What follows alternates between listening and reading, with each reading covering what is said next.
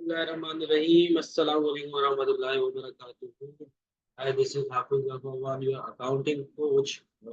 जैसे कि आप लोगों को पता है, हम लोगों का जो चैप्टर चल रहा था that is break even analysis, और उसके अंदर हमने एक डिटेल लेक्चर जो है वो अपना लेक्चर नंबर 1 अब तक अपलोड कर चुका है, और उसमें हमने बहुत सारी चीज़ें जो है वो डिस्कस की थी। What is break even analysis, how to calculate break even units, break even volume, break even sale, मतलब कि मार्जिन ऑफ सेफ्टी। तो ये सारी चीज़ें हम लोगों ने डिस्कस की थी इन दी पास्ट लेक्चर, और उस लेक्चर का लिंक मैं डिस्क्रिप्शन पे शेयर कर रहा हूँ। लेक्चर नंबर जो इसके अलावा जो इस प्लेलिस्ट की जो डिस्क्रिप्शन है उसको लाजमी देखा करें। उसमें सारी चीज़ें मैं बता देता हूँ डिस्क्रिप्शन के अंदर। हमने कौन से पास पेपर्स को जो है वो डिस्कस किया है, और व्हाट्सएप का ग्रुप जो है वो उस पर भी आप लोग ज्वाइन हो जाएं, जहाँ पर आपको ये पीडीएफ वगैरह जो है वो मैं शेयर कर दूँ। अच्छा, और अब जो है एक और क्वेश्चन हमारे पास पास पेपर्स का आ रहा है।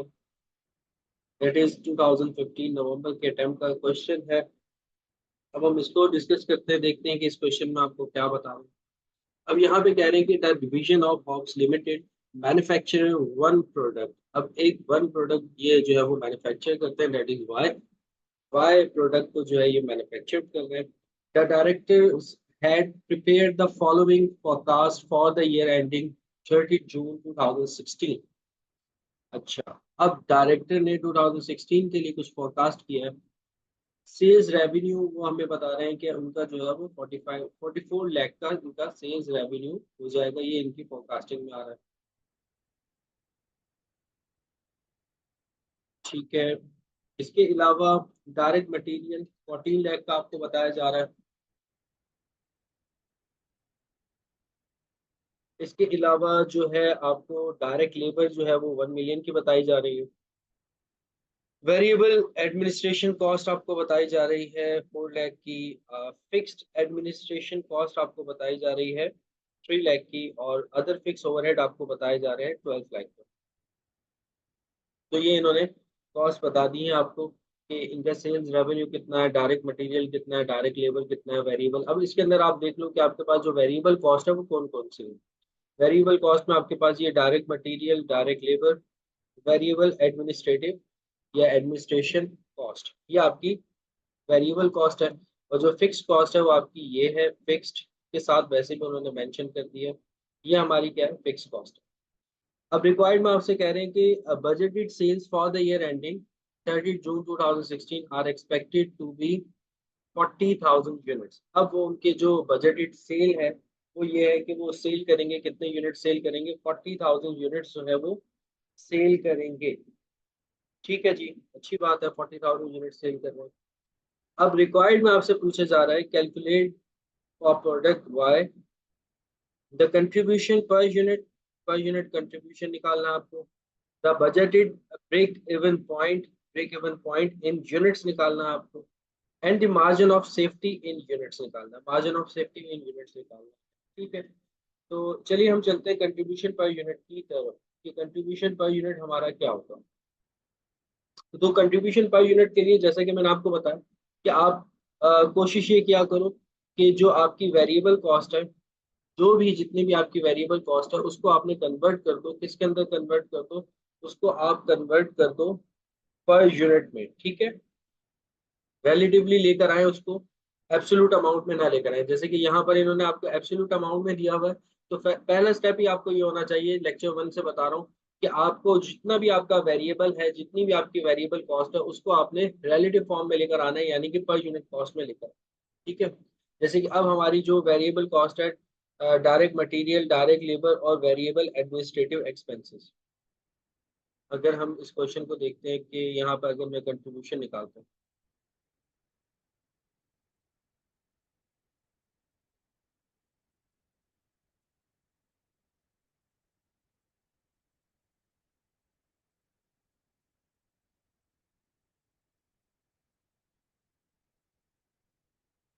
कंट्रीब्यूशन पर यूनिट, तो मैं इसको रिलेटिवली लेकर आऊंगा। रिलेटिवली में सेल्स प्राइस जो है वो हमारी वो कितनी है, सेल्स प्राइस में आपको जो रेवेन्यू बता रहे हैं 44 लाख का बता रहे हैं।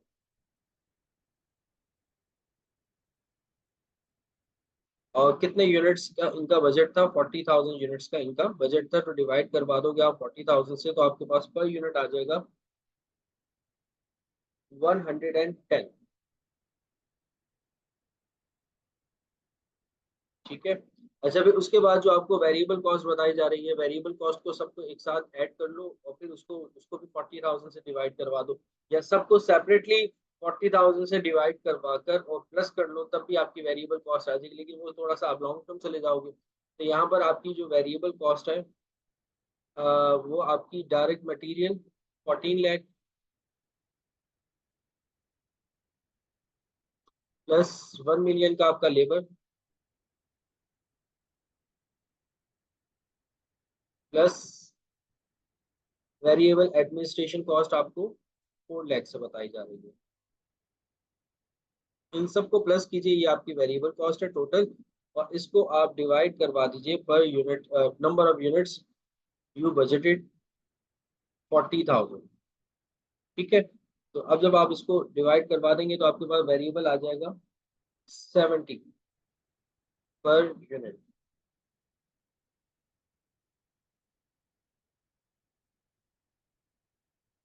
Per unit.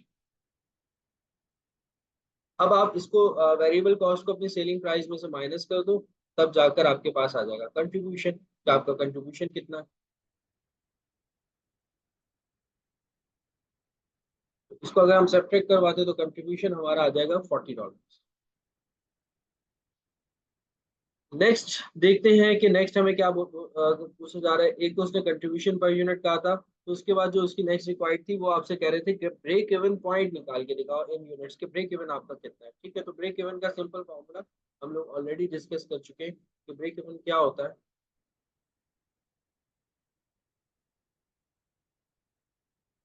ब्रेक इवन क्या होता है, फिक्स कॉस्ट आपकी जो है उसको कंट्रीब्यूशन पर यूनिट से डिवाइड करवा दें।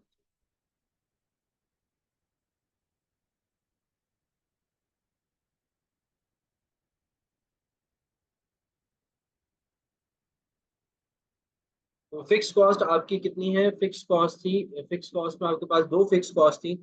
एक आपकी फिक्स एडमिनिस्ट्रेटिव एडमिनिस्ट्रेशन कॉस्ट थी 3 लाख से, और 12 लाख से आपकी थी अदर फिक्स ओवरहेड कॉस्ट। इन दोनों को आप ऐड करो।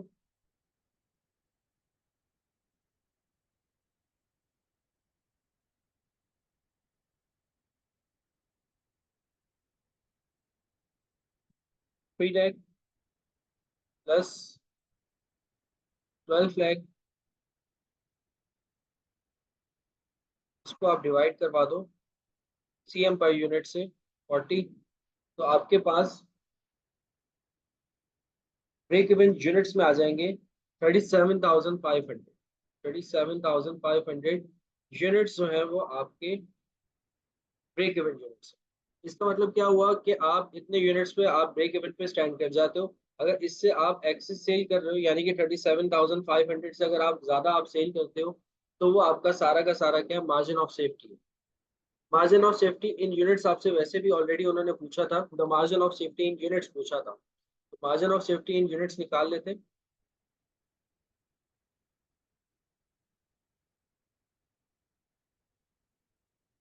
Margin of safety in units, जो भी आपकी बजटेड सेल है,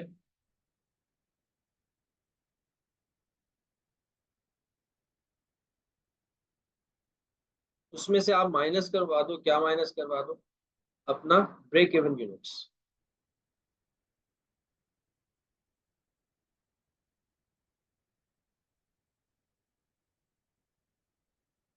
बजटेड जो थे वो 40,000 यूनिट्स थे, माइनस करवा देंगे 37,500, तो margin of safety in units आ जाएगा आपके पास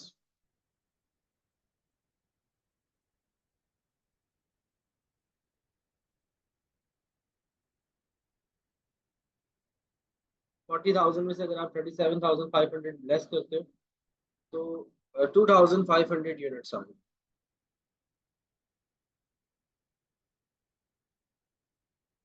मार्जिन ऑफ सेफ्टी आप फाइंड आउट कर चुके हो, ठीक है। अब आगे एडिशनल इंफॉर्मेशन वो आपसे कुछ कह रहे हैं, उसको थोड़ा सा जूम करके देखते हैं, समझने की कोशिश करते हैं कि हमें क्या बताएं। Additional information. The directors have been warned that trading conditions are likely to change in the coming year. अच्छा, अब डायरेक्टर्स ये वार्न कर रहे हैं कि भाई जो आपकी ट्रेडिंग कंडीशंस हैं नेक्स्ट ईयर के लिए वो चेंज होने जा रही हैं, ठीक है। And they plan to make the following changes to their forecast. अच्छा, अब बिकॉज आपकी जो नेक्स्ट ईयर की कंडीशंस हैं वो चेंज होने जा रही हैं, तो अब वो आपको क्या कह रहे हैं, अब वो आपको कह रहे हैं कि अब हम कुछ अपने फोरकास्ट के अंदर भी चेंज करेंगे, ठीक है। अब वो फोरकास्ट के अंदर चेंज क्या कर रहे हैं, reduce the selling price of the product by 10%। अब वो अपनी सेलिंग प्राइस को 10% से रिड्यूस कर रहे हैं, मीन्स के कम कर रहे हैं, ठीक है। एक तो सेलिंग प्राइस उनकी कम होगी, that is your selling price, not a selling volume. Students are confuse between selling price and selling volume. Selling volume means number of units, और सेलिंग प्राइस मींस के पर यूनिट और total amount of sale. तो selling price इनकी decrease हो रही है 10% से। Budget for a 20% increase in sale. जब आप अपनी सेलिंग प्राइस को कम करोगे तो ऑब्वियस सी बात है जो आपका सेल्स वॉल्यूम होगा वो इंक्रीज हो जाएगा, आपके पास न्यू कस्टमर्स आएंगे, या आपके जो करंट कस्टमर्स हैं वो आपसे ज्यादा चीजें जो है वो बाय करेंगे, तो आपकी प्रोडक्ट की सेल इंक्रीज होगी। तो यहाँ पे उन्होंने ये बताया कि budgeted for the 20% increase in sales, that is sales volume. Sales volume आपका इंक्रीज होगा बिकॉज आप अपनी सेल प्राइस को क्या करोगे, डिक्रीज करोगे 10% से। Budget for 3% increase in direct labour. अच्छा, आपकी जो वेरिएबल कॉस्ट है डायरेक्ट लेबर की वो 3% से इंक्रीज हो रही है। Budget for 10% decrease in fix cost. अच्छा, आपकी फिक्स कॉस्ट जो है वो 10% से क्या हो रही है, डिक्रीज हो रही है, दैट इज पॉजिटिव, आपकी फिक्स कॉस्ट कम हो रही है। लेकिन आपकी वेरिएबल कॉस्ट जो है वो इंक्रीज हो रही है 3% से। अच्छा, पिछले वाले क्वेश्चन में ऐसा हुआ था, हमारा सेल्स वॉल्यूम आई थिंक जो है वो इंक्रीज हुआ था या डिक्रीज हुआ था, लेकिन हमारी वेरिएबल कॉस्ट जो है वो सेम रही थी, उस पर कोई फर्क नहीं आया। यहाँ पर ये आ रहा है कि आपकी जो वेरिएबल कॉस्ट है उसके ऊपर फर्क आ रहा है। वेरिएबल कॉस्ट जो है वो आपकी इंक्रीज हो रही है 3% से। हाँ, सेल्स प्राइस जो है उसको आप रिड्यूस कर रहे हो बाय 10%, और सेल्स वॉल्यूम आपका इंक्रीज हो रहा है 20% से, और बजटेड फिक्स कॉस्ट जो है वो आपकी 10% से डिक्रीज हो रही है। अच्छा, अब ये सारे इम्पैक्ट क्या होंगे, इनका पहले हम इम्पैक्ट फाइंड आउट कर लेते हैं, फिर हम रिक्वायर्ड की तरफ आते हैं कि व्हाट दे आर डिमांडिंग, इससे क्या मांग रहे हैं। लेकिन पहले हम चेंजेस देख लेते हैं कि इसकी वजह से क्या क्या चेंज होगा।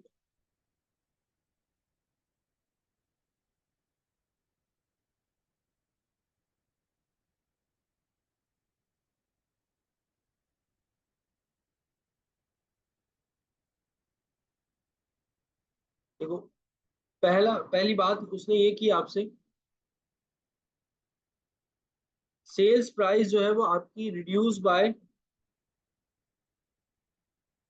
10%, ठीक है। तो अब आपकी न्यू सेल प्राइस आ जाएगी, तो न्यू सेल प्राइस अब आपकी क्या हो जाएगी,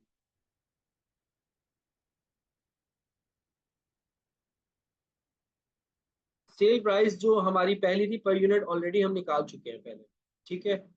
इसका बेनिफिट हमें यहाँ पे होगा कि सेल प्राइस जो हमारी पर यूनिट थी वो कितनी थी, 110 थी,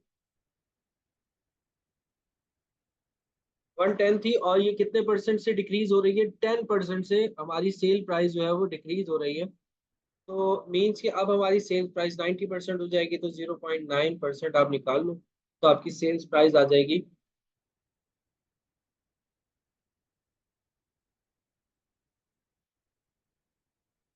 99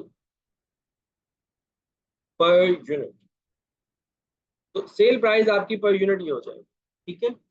10% से रिड्यूस होने का मतलब ये है, जो आपकी सेल प्राइस थी 10%, या तो आप 10% निकाल के आप सेल प्राइस में से माइनस कर दो, that was a long term method.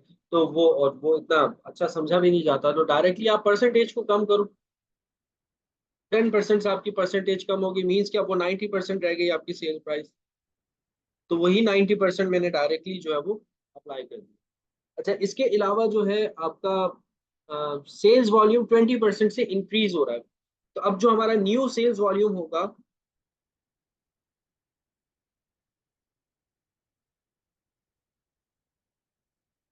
वो कितना होगा? न्यू सेल्स वॉल्यूम हमारा होगा, जैसे हमारी जो फोरकास्टिंग के अंदर ये था कि जो हम यूनिट सेल करेंगे वो 40,000 यूनिट सेल करेंगे। अब वो 20% से इंक्रीज हो रहे हैं, मीन्स कि अब जो हमारा सेल्स वॉल्यूम हो जाएगा 120% हो जाएगा, मीन्स के 1.20। तो 40,000 का 1.20 निकालेंगे, 48,000 यूनिट्स अब आपने बजट किया है कि अब आप सेल करोगे। अच्छा, वेरिएबल कॉस्ट के अंदर जो आपकी सारी वेरिएबल कॉस्ट के अंदर कोई इम्पैक्ट नहीं आया, जो आपकी सिर्फ डायरेक्ट लेबर है वो 3% से डिक्रीज हुई है। ठीक है, तो पहले डायरेक्ट लेबर पहले ऑलरेडी थी कितनी आपकी? डायरेक्ट लेबर आपकी ये थी पहले 1,000, नहीं सॉरी 1,000 नहीं, 1 मिलियन थी आपकी डायरेक्ट लेबर। पहले तो पर यूनिट निकालू मैं, डायरेक्ट लेबर पहले कितनी थी per unit direct labour?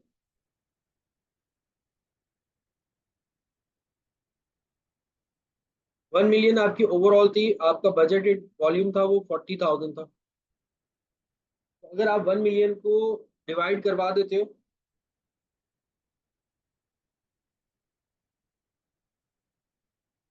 now the 25 per unit is your previous direct labor cost। ठीक है, लेकिन अब जो आपकी लेबर कॉस्ट है वो 3% से इंक्रीज हुई है, मीन्स के इसको आप 25 को मल्टीप्लाई करवा दोगे 3%, मीन्स के 103% से।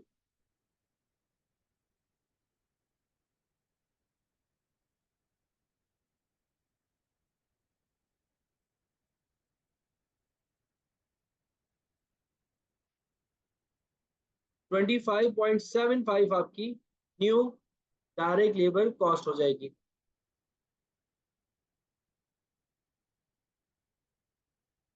Per unit.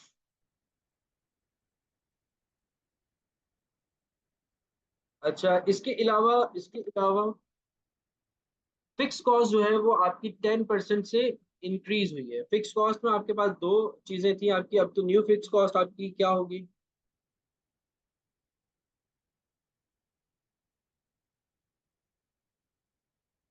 पहले जो आपकी फिक्स कॉस्ट थी वो थी 3 लाख की और 12 लाख।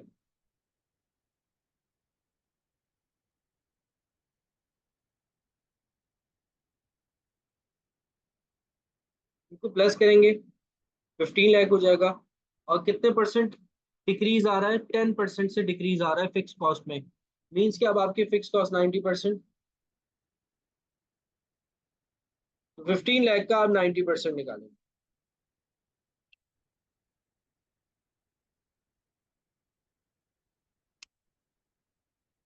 13,50,000 आपकी अब फिक्स कॉस्ट आ जाएगी। और फिक्स कॉस्ट को हमेशा एब्सोल्यूट फॉर्म में निकालते हैं। देखिए, मैंने सेल प्राइस को पर यूनिट में निकाला है, मैंने जो हमारी वेरिएबल कॉस्ट थी उसको मैंने पर यूनिट में निकाला है, लेकिन मैंने फिक्स कॉस्ट को एब्सोल्यूट में ही रहने दिया है। अच्छा, वो पूछ क्या रहे थे इन चेंजेस के बाद? देखो अब चेंजेस क्या क्या है इसको देख लें। ये आपकी चेंजेस है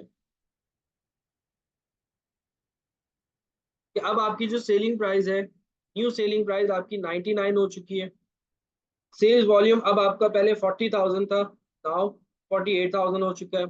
लेबर कॉस्ट जो पर यूनिट है 25.75 है। अच्छा, अब लेबर कॉस्ट आपकी ये है 25.75 पर यूनिट। इसके अलावा आपका मटेरियल भी इसके अंदर शामिल था, वो मटेरियल की मैंने पर यूनिट कॉस्ट अभी नहीं निकाली है। ठीक है। अच्छा, तो इसके अलावा जो आपका फिक्स ओवरहेड है वो कितना हो चुका है? 13,50,000।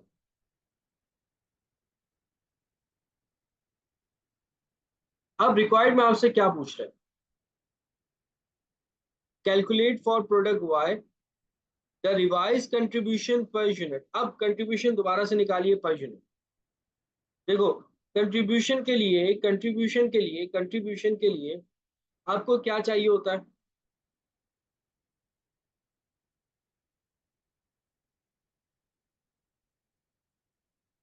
अब मुझे रिवाइज कंट्रीब्यूशन निकालना है।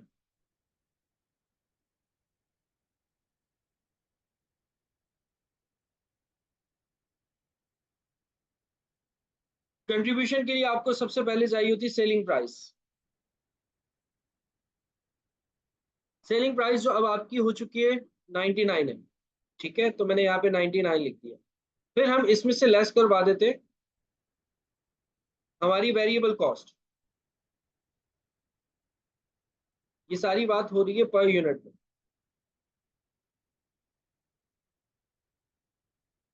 अब वेरिएबल कॉस्ट में एक मसला ये आ रहा है हमारे पास कि वेरिएबल कॉस्ट जो है वो पहले जो थी हमारी वेरिएबल कॉस्ट, जो हमने अभी पिछले क्वेश्चन में हमने वेरिएबल कॉस्ट निकाली थी, दैट वाज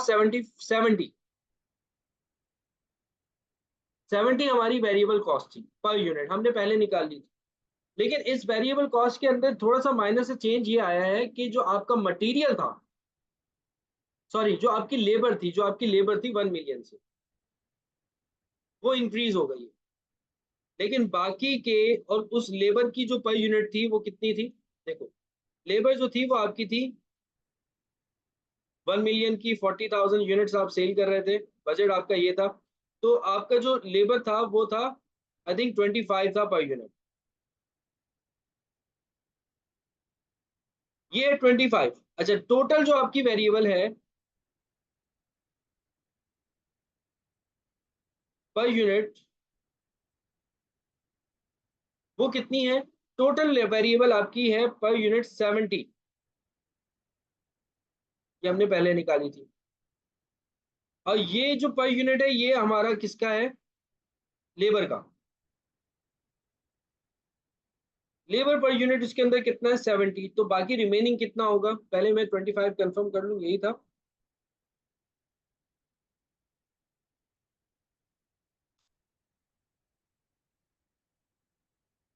सही है, 25।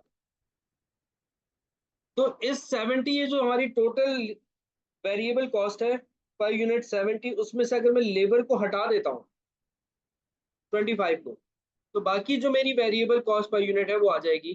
मीन्स कि अगर 70 में से अगर मैं माइनस कर देता हूँ 25 को, तो 45 हमारी रिमेनिंग होगी पर यूनिट। और ये 45 किस चीज की होगी? ये 45 जो है वो आपकी मटेरियल की एंड ओवरहेड की।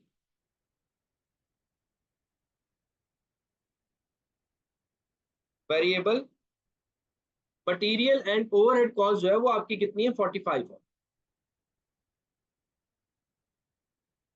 क्योंकि अब हमारी लेबर कॉस्ट के अंदर जो है वो वेरिएशन आ रहा है, वो हमारी इंक्रीज हो रही है। 25 से कितनी हो चुकी है?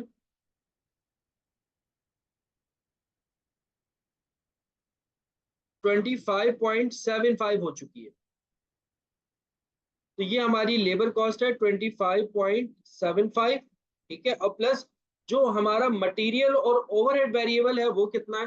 वो हमने अभी अभी निकाला, मैंने आपको निकाल के बताया कि जो मेरा प्रीवियस टोटल वेरिएबल था उसमें से, देखो दोबारा समझ लो, ये प्रोडक्ट थोड़ा सा ये पॉइंट जो है वो थोड़ा सा अंडरस्टैंडिंग है कि 70 जो है वो आपकी टोटल है variable per unit, in which include $25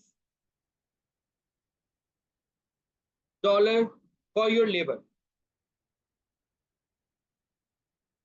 ठीक है, तो रिमेनिंग जो होगी वो आपकी क्या है? Labour. That is your total overhead, और सॉरी टोटल वेरिएबल कॉस्ट 70। 25 जो है वो आपकी क्या है? लेबर। तो रिमेनिंग जो है वो आपका हो जाएगा 45 हो जाएगा। इसके अगर मैं 70 में से 25 सब्ट्रैक्ट करता हूँ तो हमारे पास बाकी रिमेनिंग वेरिएबल आ जाएगी। और बाकी रिमेनिंग क्या थी? बाकी रिमेनिंग हमारा मटेरियल था और ओवरहेड था। तो रिमेनिंग जो है मटेरियल और ओवरहेड जो वेरिएबल कॉस्ट है वो 45 है। और जो हमारी जो अब लेबर कॉस्ट है उसके अंदर चेंज आ चुका है, वो कितनी हो चुकी है, 25.75 हो चुकी है। प्लस जो ओवरहेड है वो 45 है, तो इसको प्लस करेंगे तो अब आपके पास न्यू वेरिएबल कॉस्ट आ जाएगी। अब आपकी जो न्यू वेरिएबल कॉस्ट है वो है 45 बाकी, तो इनको अगर आप प्लस करते हो तो ये आपके पास आ जाएगा 70.75। ये अब हमारी न्यू वेरिएबल कॉस्ट है। इसको माइनस कर दो तो आपके पास कंट्रीब्यूशन आ जाएगा।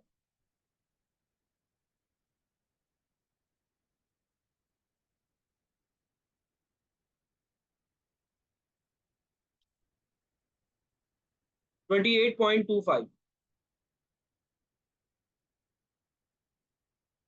ठीक है, तो इस तरीके से हमने कंट्रीब्यूशन निकाला। पहले मैंने ये देखा कि इम्पैक्ट क्या क्या, इम्पैक्ट ये आ रहा है कि आपकी सेल प्राइस जो है वो इंक्रीज हो रही है। ठीक है, सेल प्राइस सॉरी डिक्रीज हो रही है, सेल्स वॉल्यूम आपका इंक्रीज हो रहा है, लेबर कॉस्ट आपकी जो है वो भी इंक्रीज हो रही है। तो मैंने क्या किया कि मैंने थोड़ा सा डिवाइड किया, सेग्रीगेट किया कि जो मेरी टोटल वेरिएबल कॉस्ट है पर यूनिट वो हमारी 70 है। ठीक है, अब उसमें से मैंने जो हमारा मटेरियल और ओवरहेड वेरिएबल था उसको निकाल दिया, वो हमारा 45 बन रहा है। और जो हमारी लेबर है वो हमारी 25 की है, क्योंकि 1 मिलियन डिवाइड बाय 40,000 यूनिट्स मैंने किया था, तो हमारे पास लेबर का पर यूनिट आ गया था। लेबर के पर यूनिट को टोटल वेरिएबल में से माइनस कर दिया तो हमारे पास जो है वो मटेरियल और ओवरहेड पर यूनिट आ गया। अब मटेरियल और ओवरहेड पर यूनिट हमें पता है, लेबर हमारा 25 है, वो इंक्रीज हुआ है 3% से, तो उसका इंक्रीज निकाला तो अब वो हो चुका है 25.75 हो चुका है। फिर वापस उसके अंदर मैंने मटेरियल और ओवरहेड को इंक्लूड किया, तो अब मेरी जो टोटल वेरिएबल कॉस्ट आ चुकी है वो आ चुकी है 70.75।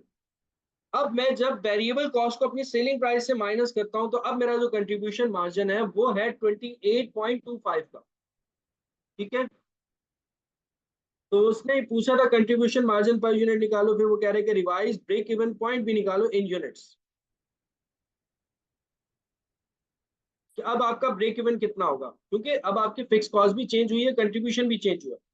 फिक्स कॉस्ट जो है वो अब आपकी 13,50,000 हो चुकी है। अब मैं रिवाइज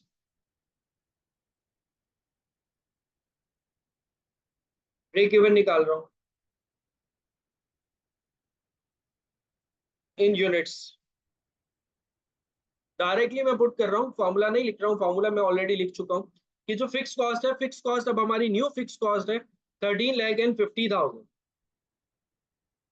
और जो कंट्रीब्यूशन मार्जिन पर यूनिट है 28.25 हमारा रिवाइज किया आया है।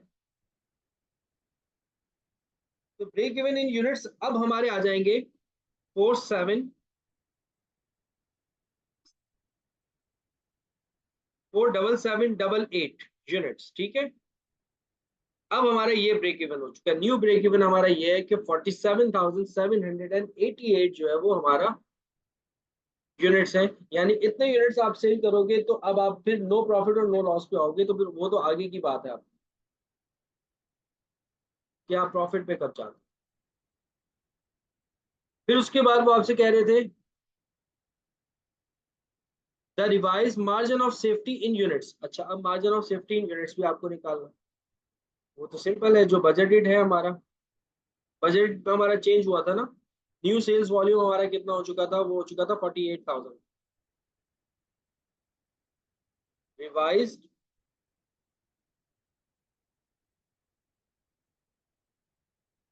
Safety of margin in units. Simple, उसमें क्या करोगे बेटा, आप उसमें ये करोगे कि जो आपका बजटेड है, अब जो आपका बजटेड है वो है 48,000 यूनिट्स। ब्रेक इवन यूनिट्स आप माइनस कर दीजिए 47,788 यूनिट्स, तो रिवाइज आपका सेफ्टी और मार्जिन आ जाएगा 212 यूनिट्स। अच्छा, ये डिसीजन हमारे लिए जो है वो सही नहीं है। उसका रीजन ये है कि देखो, पहले जो पिछले जो हमने जो बजट किया था उसमें हमारा मार्जिन ऑफ सेफ्टी अच्छा आ रहा था, वो हमारे 2500 यूनिट्स आ रहा था।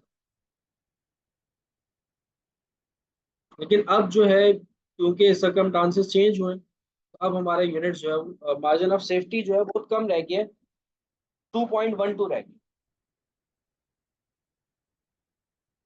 ठीक है, तो ये हो गया पूरा इसका बी पार्ट। अब आगे चलते हैं। अब आगे नेक्स्ट क्वेश्चन के अंदर आ रहा है ग्राफ, मतलब इसी क्वेश्चन का एक और पार्ट है, उसके अंदर आपसे वो क्या पूछ रहे हैं, ग्राफ पूछ रहे हैं। अब यहाँ पर ये एडिशनल इंफॉर्मेशन पे आ गए।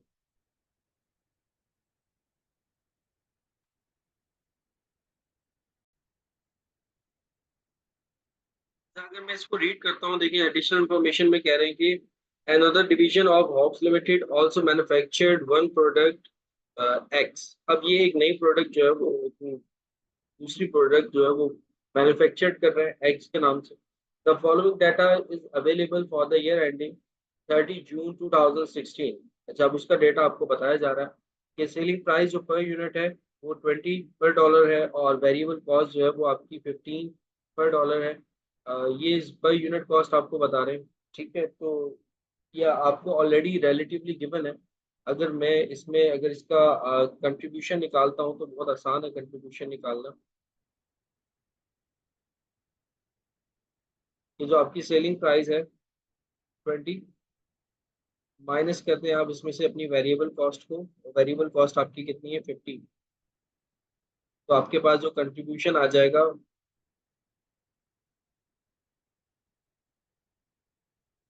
वो आ जाएगा कितना, 5।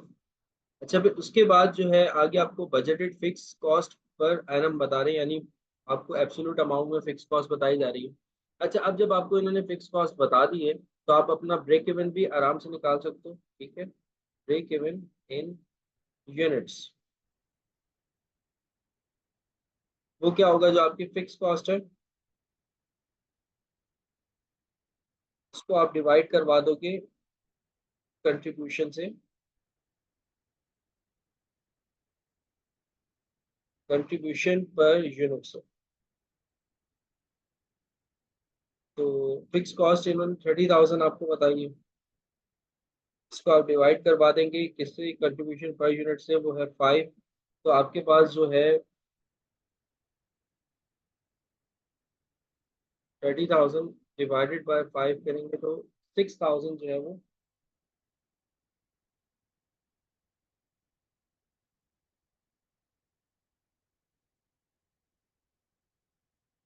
ब्रेक इवन यूनिट्स आ जाएंगे। और एक यूनिट आप कितने का सेल कर रहे हो, 20 का सेल कर रहे हो। तो अगर हम ब्रेक इवन रेवेन्यू निकालें तो वो भी हम इजीली निकाल सकते हैं कि 6,000 जो यूनिट्स हैं उसको पर यूनिट सेलिंग प्राइस से मल्टीप्लाई कर दें। 6,000 मल्टीप्लाई बाय 20 करें तो 1,20,000 हमारे पास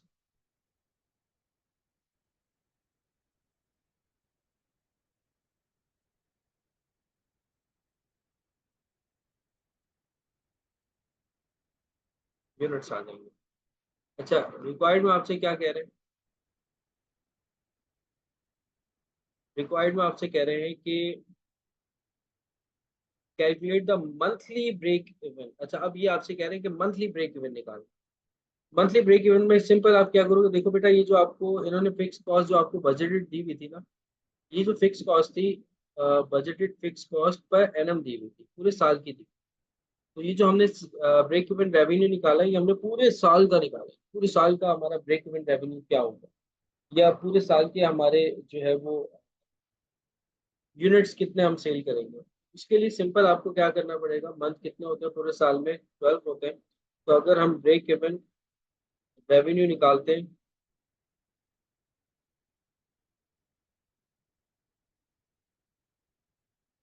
पर मंथ, तो वो कितने हो जाएंगे, ये 120,000 को अगर हम डिवाइडेड बाय 12 कर देते हैं तो $10,000 जो है वो हमारा ब्रेक इवन रेवेन्यू होगा पर मंथ। मीन्स कि हमें इतना प्रॉफिट अर्न कर, इतना रेवेन्यू हमें अर्न करना पड़ेगा पर मंथ। और अगर हम ब्रेक इवन यूनिट्स की बात करें पर मंथ, तो जो यूनिट्स हमारे पास 6000 थे, इसको भी अगर हम 12 से मल्टीप्लाई करवा देते हैं तो 6000 डिवाइडेड बाय 12 करो अगर आप, तो आपके पास 500 पर मंथ आपको यूनिट सेल करने होंगे, तब आप अपने ब्रेक इवन पे होंगे। पर मंथ की बात हो रही है, ठीक है। और यही 500 को अगर आप मल्टीप्लाई बाय सेलिंग प्राइस कर देते हो तब भी आपके पास 10,000 आएगा। तो ये हमने रिक्वायर्ड नंबर 1 जो है वो कैलकुलेट कर ली।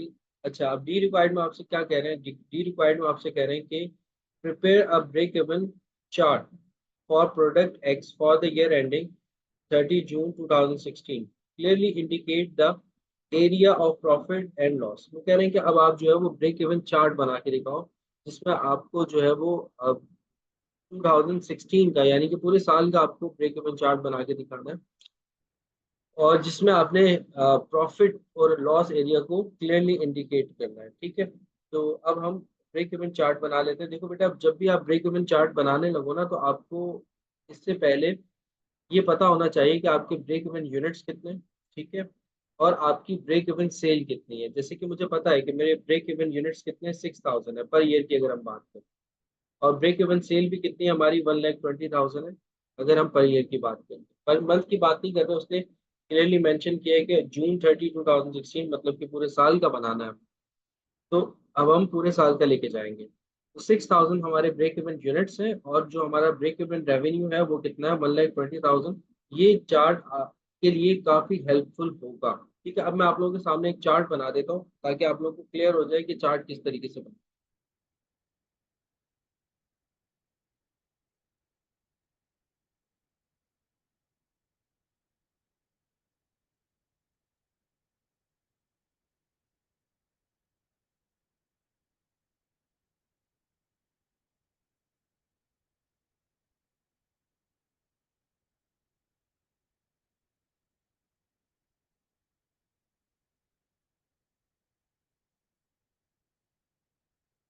ठीक है, अब इस चार्ट के अंदर बेटा मैं एक्स एक्सिस पे यूनिट्स को मेजर करूंगा, यानी कि आउटपुट को या यूनिट्स को, और वाई एक्सिस पे मैं अपनी रेवेन्यू और टोटल कॉस्ट को लूंगा, रेवेन्यू और कॉस्ट को लूंगा। ये मेरे वाई एक्सिस पे ये रहेंगे रेवेन्यू और कॉस्ट, और जो मेरे एक्स एक्सिस है उस पे मेरे यूनिट्स रहेंगे। अच्छा, अब जो मैं यूनिट्स प्रोड्यूस कर रहा हूँ, वो कितने यूनिट्स ब्रेक इवन पे प्रोड्यूस कर रहा हूँ, 6000, ठीक है। तो मुझे चार्ट इस तरीके से ड्रॉ करना है कि 6000 यूनिट्स जो है वो इसके अंदर इजीली इंडिकेट हो। तो 1,000 से या 2,000 से मैं एक कर लेता हूँ कि 2000 का एक, ये हमारा जीरो होगा, फिर उसके बाद जो है वो उस पॉइंट पे 2000 हो जाएगा, इस पॉइंट पे हमारा 4000 हो जाएगा, इस पॉइंट पे हमारा 6000 हो जाएगा, और इस पॉइंट पे हमारा 8000। बल्कि हम इसको थोड़ा सा और बड़ा कर लेते हैं तो ज़्यादा अच्छा हो जाएगा।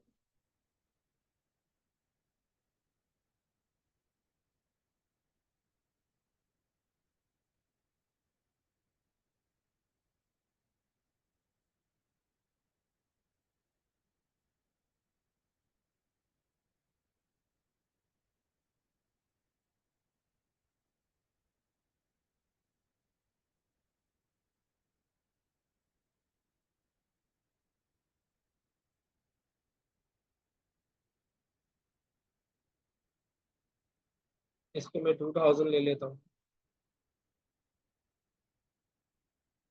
4000 और 6000,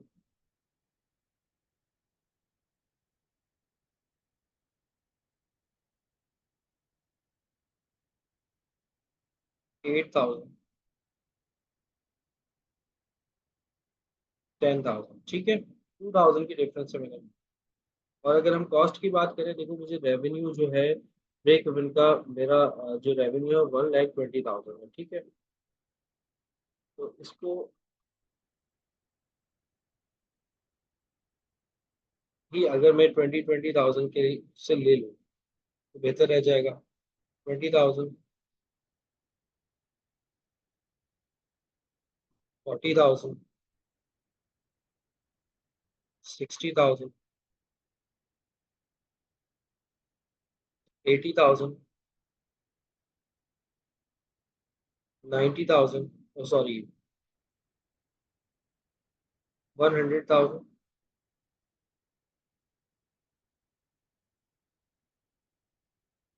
120,000,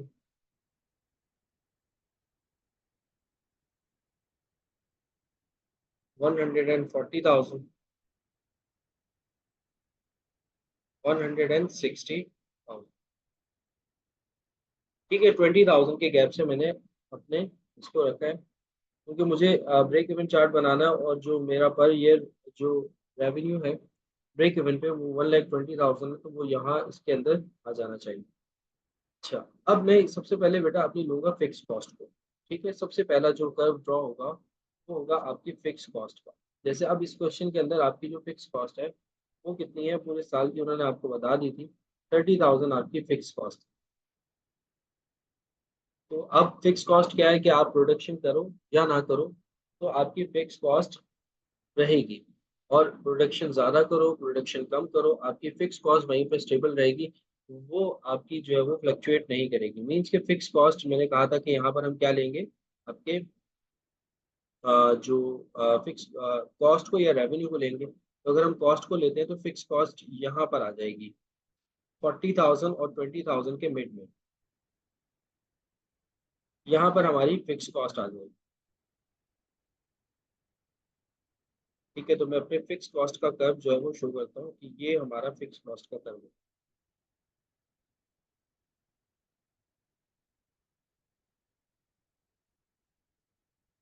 फिक्स कॉस्ट हमारी सेम रहती है।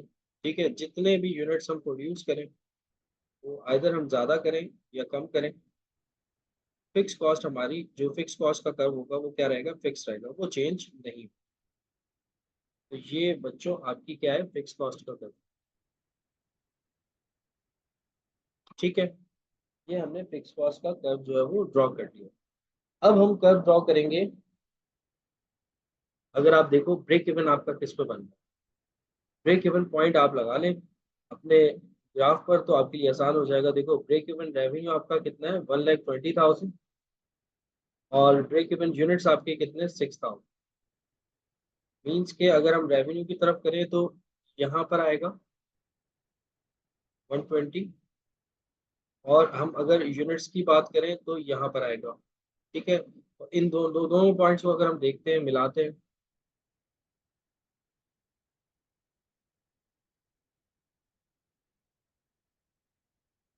तो जो हमारा ब्रेक इवन पॉइंट होगा वो क्या होगा, देखो 6,000 से अगर मैं लेके जाता हूँ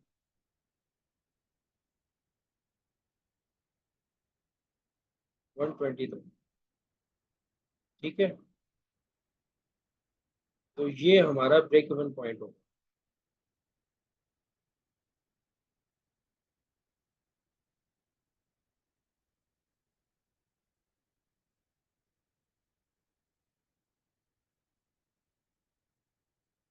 ठीक है, ये हमारा क्या होगा, ब्रेक इवन पॉइंट 120,000 पे। 120,000 हमारा रेवेन्यू होगा, और यूनिट्स हम कितने सेल कर रहे होंगे, 6,000 सेल कर। अब सेकंड कर्व जो है वो मैं ड्रॉ करूंगा, वो होगा हमारा ब्रेक इवन रेवेन्यू का, कि हमारा ब्रेक इवन रेवेन्यू क्या होगा, सॉरी रेवेन्यू कर्व ड्रॉ करूँ। ठीक है, तो रेवेन्यू कर्व जो है वो आपका जो ड्रॉ किया जाएगा बेटा, वो जीरो से ड्रॉ किया जाएगा। समझ में आ रही है बात, जीरो से क्यों ड्रॉ किया जाएगा, क्योंकि रेवेन्यू तो आपका, अगर आप यूनिट सेल करना शुरू करते हो तब जाकर आपका रेवेन्यू जो है वो स्टार्ट, मतलब रेवेन्यू भी आपका जीरो से स्टार्ट होता है। फिक्स कॉस्ट की तरह नहीं है कि फिक्स कॉस्ट तो है, आप रेवेन्यू आप प्रोडक्शन कर रहे हो या नहीं कर रहे हो, तो वो 30,000 आपकी फिक्स कॉस्ट। तो रेवेन्यू जो है वो कर्व आपका जीरो से स्टार्ट होगा, मीन्स के यहाँ से स्टार्ट करेंगे।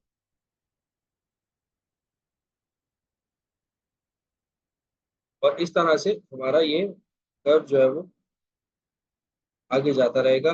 ब्रेक इवन पॉइंट को मैं टच कर रहा हूँ, ये हमारा रेवेन्यू कर्व है।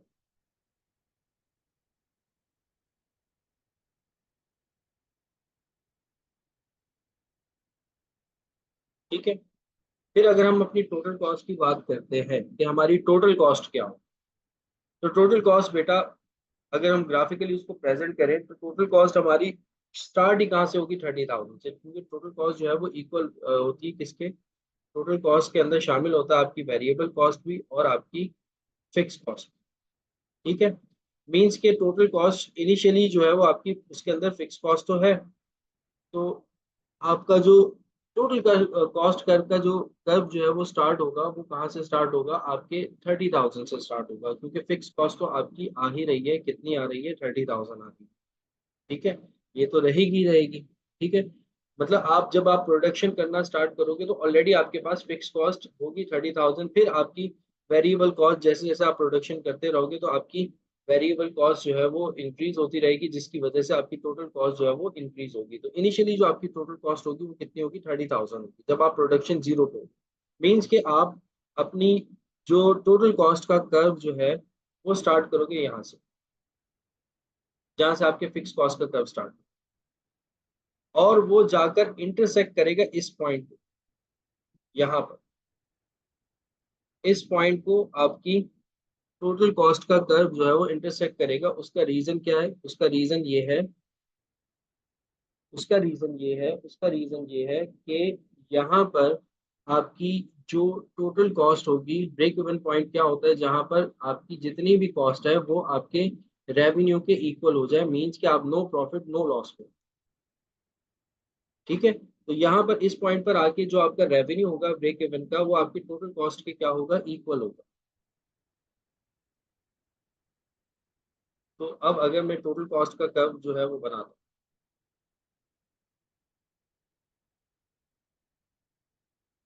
तो मैं यहाँ से स्टार्ट करूंगा और इस पॉइंट पे लाकर उसको इंटरसेक्ट करूंगा।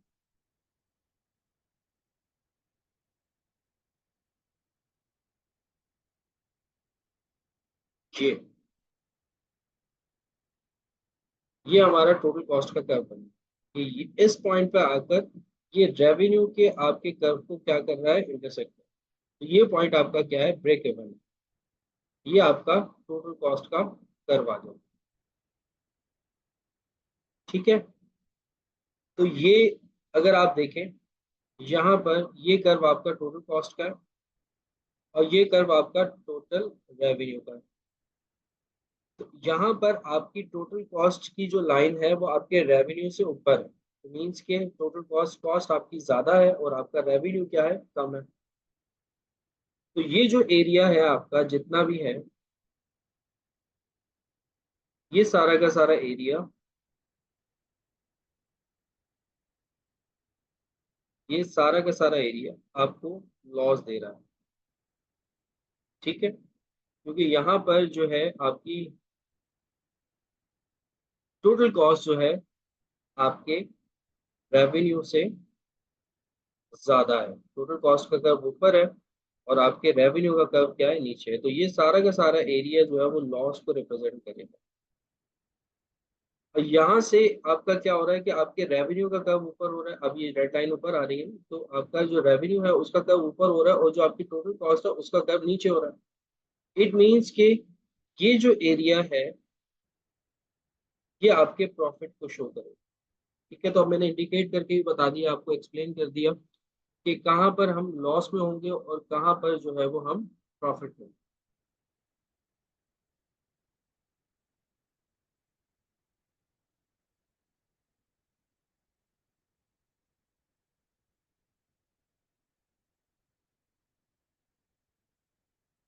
तो उम्मीद करता हूँ आप लोगों को ग्राफ भी जो है वो समझ में आ गया होगा कि ग्राफ किस तरीके से बना है।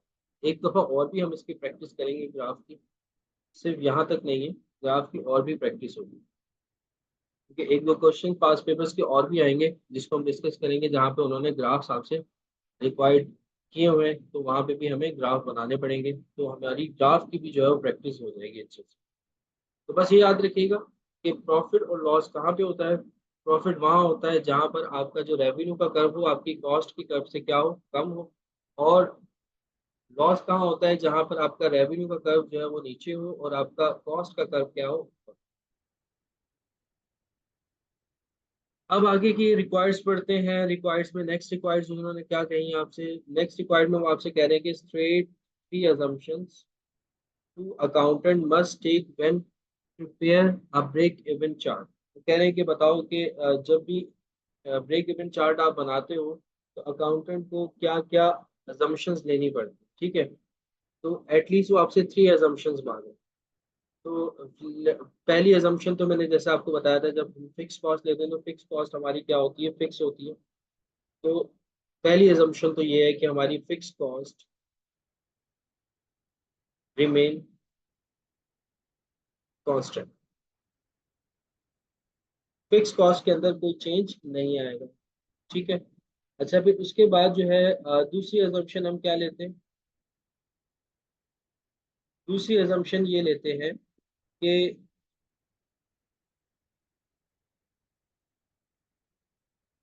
सेकेंड अजम्पशन, वैसे ये इसके नोट्स में भी मैं आपको प्रोवाइड कर दूंगा, जितने भी पास पेपर्स के सोल्यूशन के अंदर जो थ्योरी है वो सारी की सारी नोट्स के अंदर मैं एक्सप्लेन कर दूंगा।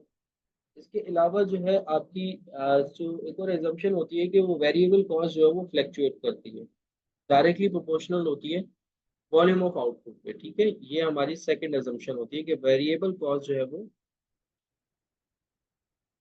फ्लक्चुएट करेगी, ठीक है, क्योंकि वेरिएबल कॉस्ट बढ़ेगी तभी हमारी टोटल कॉस्ट का कर्व इंक्रीज हो रहा था। फिक्स कॉस्ट का कर्व आपने देखा होगा कि वो कांस्टेंट।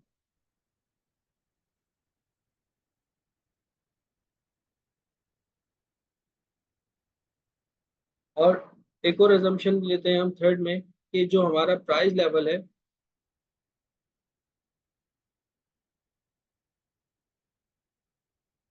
वो अनचेंज रहता है। जो हमारी सेलिंग प्राइस है वो, उसकी जो पर यूनिट प्राइस है वो चेंज नहीं होगी, वो कांस्टेंट रहेगी, तभी तो हमारा कंट्रीब्यूशन मार्जिन वही रहेगा और ब्रेक इवन पॉइंट भी हमारा वही, ठीक है। तो ये तीन अजम्पशंस मैंने दे दी जो कि एज पर पास पेपर रिक्वायर्ड थी। इसके अलावा वो आपसे कह रहे हैं कि जो नेक्स्ट है,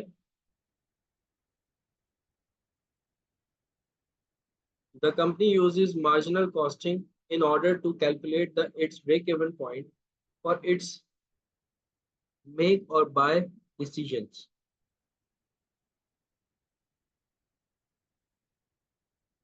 ठीक है।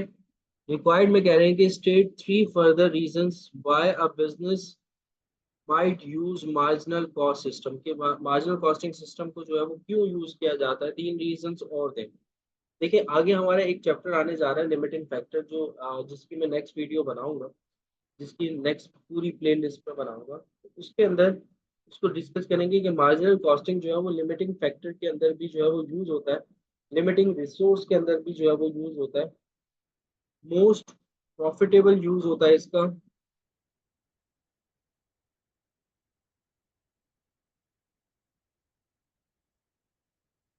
लिमिटिंग रिसोर्स में, जब आपकी रिसोर्सेज जो होती है लिमिटेड होती है।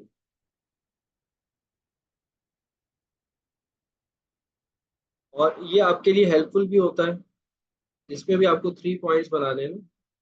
ये आपके लिए हेल्पफुल भी होता है आइदर कि आप उस प्रोडक्ट को मैन्युफैक्चर करो कि ना करो, ठीक है, या आप उस ऑर्डर को एक्सेप्ट करो कि ना करो।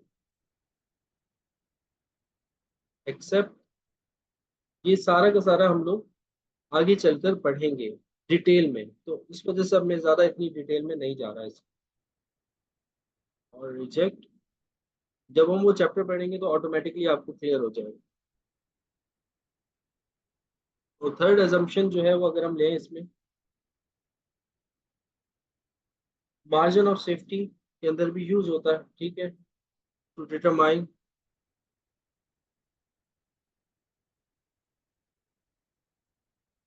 Margin of safety. तो ये इनके यूजेस थे, ठीक है। ग्राफिकल प्रेजेंटेशन जब आप कर रहे होते हैं तो उसमें आपने इन पॉइंट्स का देखना होता है कि फिक्स कॉस्ट आपकी सेम रहती है, वेरिएबल कॉस्ट आपकी फ्लक्चुएट करती है, प्राइस लेवल लेवल जो है वो आपका अनचेंज रहता है, ठीक है।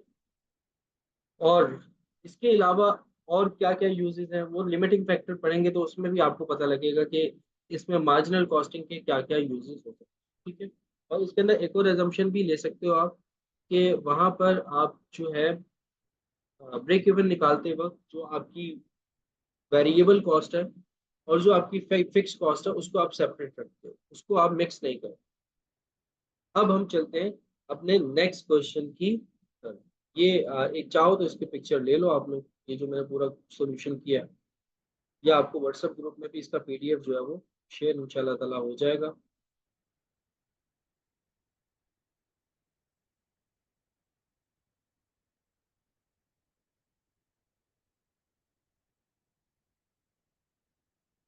वो ज़्यादा अच्छा है, व्हाट्सएप ग्रुप में शेयर हो जाए, क्योंकि अभी आपके लिए क्लियर पिक्चर जो है वो मेरा नहीं ख्याल के आएगी।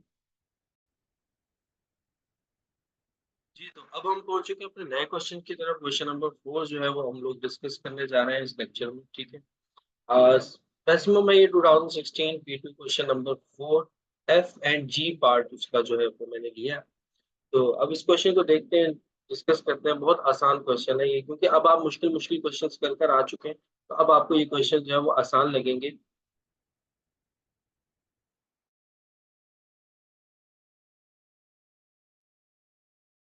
अच्छा, यहाँ पे आपको बता रहे हैं कि जेंटी ऑपरेट्स सेकंड फैक्ट्री। अभी अपनी सेकंड फैक्ट्री जो है वो ऑपरेट कर रहे हैं। This factory manufacture two product. अब इनके पास दो प्रोडक्ट हैं, एक बी है और एक इनके पास क्या है, सी है।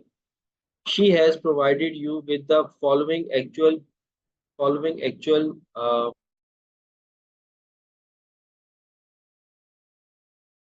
she has provided you with the following actual information for the last financial year। अब वो अपने लास्ट फाइनेंशियल ईयर के आपकी इंफॉर्मेशन दे रहे हैं, दो प्रोडक्ट की बी है। सेलिंग यूनिट्स आपको बता रहे हैं 5000 8000, ठीक है। रेवेन्यू जो जनरेट हो रहा है 75,000 से और 96,000 से इनका रेवेन्यू जनरेट हो रहा है, ठीक है। एब्सोल्यूट फॉर्म में दी जा रहा है, वेरिएबल कॉस्ट भी आपको एब्सोल्यूट फॉर्म में दी जा रही है। इसको आपने शिफ्ट करना है अपने रिलेटिव फॉर्म में, जैसे कि मैंने आपको बताया है शुरू से अब तक। अच्छा, फिक्स ओवरहेड आपको 22,000 और 12,000 ये इन्होंने एलोकेट किए हुए हैं दोनों के लिए। बी के लिए 22,000 है और सी के लिए 12,000। ओवरऑल जो है वो आपका 34,000। प्रॉफिट इन्हें बता रहे हैं कि बी जो है वो 3,000 का प्रॉफिट दे रहा है और सी जो है वो 22,000 का प्रॉफिट दे रहा है, ओवरऑल 25,000। अब वो आपको बता रहे हैं कि calculate the break even point in units for B. B के लिए जो है वो आप वर्किंग करो, क्योंकि बी का जो प्रॉफिट है एज कम्पेयर टू सी बहुत कम है। सी का प्रॉफिट $22,000 है और बी का जो है वो $3,000 है। तो अब इनका फोकस है बी की तरफ कि बी को अब क्या करना है। पहले तो आप ब्रेक इवन जो है वो कैलकुलेट करो कि बी का ब्रेक इवन कितना होगा, ठीक है। तो अगर हम बी का ब्रेक इवन कैलकुलेट करते हैं तो हमें ये जो रेवेन्यू और वेरिएबल कॉस्ट है ये हमें किस में चाहिए होगा, रिलेटिव फॉर्म में चाहिए होगा। तो अगर मैं अपने रेवेन्यू को देखता हूँ कि रेवेन्यू जो है रिलेटिव फॉर्म में 75,000 का मेरा रेवेन्यू है। उसको मैं डिवाइड करवा दूँ 5,000 यूनिट्स के साथ, क्योंकि नंबर ऑफ यूनिट्स 5 है जो हम सेल कर रहे हैं। 75,000, सॉरी मैंने 7,000 लिख दिया।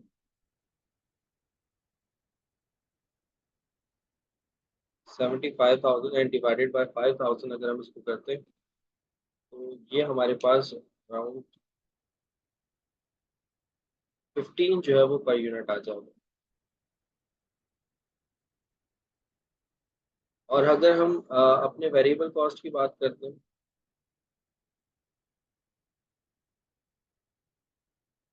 तो वेरिएबल कॉस्ट जो है 50,000 है, डिवाइड बाय 5,000 कर दीजिए इसको, तो ये आई थिंक 10 आएगा। जी, 10 पर यूनिट। अब ये दोनों चीजें हमारे पास रिलेटिव फॉर्म में आ चुकी हैं। अब वेरिएबल कॉस्ट को अगर मैं सेलिंग प्राइस से माइनस करता हूँ अपने रेवेन्यू से, तो हमारा ये कंट्रीब्यूशन आ जाएगा। कंट्रीब्यूशन कितना हो जाएगा, 5, ठीक है। अब मैं ब्रेक इवन निकालता हूँ, ब्रेक इवन इन यूनिट्स।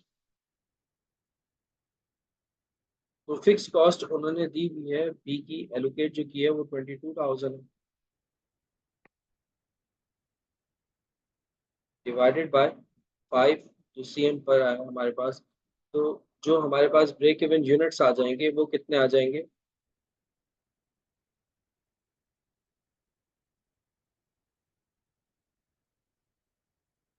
आ जाएंगे 4400 यूनिट्स।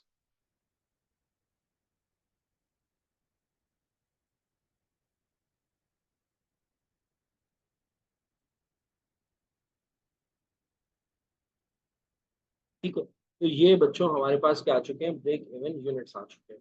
तो फर्स्ट रिक्वायर्ड तो हमने मीट कर ली, रिक्वायर्ड एफ। रिक्वायर्ड जी में अब आपसे क्या कह रहे हैं कि Jenty is considering stopping the production of B because of its low profitability. कह रहे हैं कि इसकी प्रॉफिटेबिलिटी कम है, तो अब ये सोच रहे हैं कि इस बी को प्रोडक्ट को क्या करते हैं, हम स्टॉप करते हैं, मैन्युफैक्चर करते हैं। अब वो कह रहे हैं कि रेकमेंड करें with reasons whether Jenty should stop making product B. अब आपको रीजन देने क्या जेंटी को अपनी प्रोडक्ट स्टॉप कर देना चाहिए। तो मेरे ख्याल में नहीं स्टॉप करना चाहिए। क्यों नहीं स्टॉप करना चाहिए, क्योंकि B has a positive contribution towards fix cost. जो आपकी फिक्स कॉस्ट है, अगर आप देखें इसका कंट्रीब्यूशन जो है वो पॉजिटिव आ रहा है 5। एक ऑप्शन तो ये भी है, देखिए एक रीजन, सेकंड रीजन ये है कि if we stop then C will have to cover all the fix cost. अगर अगर बी को आप स्टॉप कर देते हो तो इसकी जो फिक्स कॉस्ट है 22,000 की, ये फिक्स कॉस्ट तो फिक्स कॉस्ट है, फैक्ट्री को पे करना पड़ेगी, तो ये सारी की सारी फिक्स कॉस्ट जो है वो शिफ्ट हो जाएगी सी की तरफ, 6 की फी कॉस्ट बढ़ जाएगी। तो जब उसकी फिक्स कॉस्ट बढ़ेगी तो उसका प्रॉफिट क्या हो जाएगा, कम हो जाएगा। एक रीजन ये भी है। इसके अलावा जो है वो stopping production of B will result in the overall loss for the business. इसको करते हो तो ओवरऑल लॉस हो जाएगा।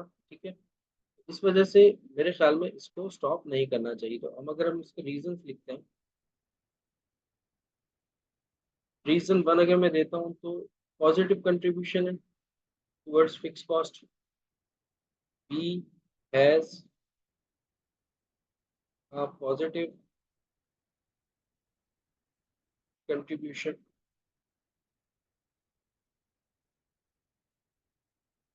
towards fixed cost। Second reason अगर मैं देता हूँ इसमें तो if B is stop then C will have to cover all the fixed cost. If B is stopped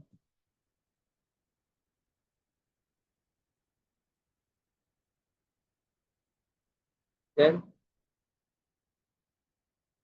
C will have to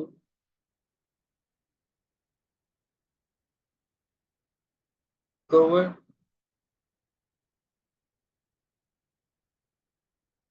all fixed cost।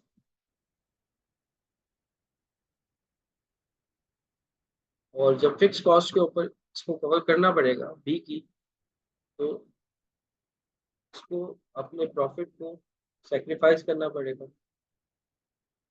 will result in an overall loss for the business।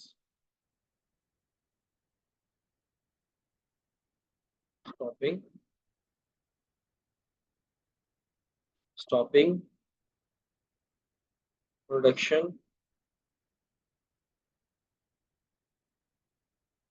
of B will result in an overall loss for the business।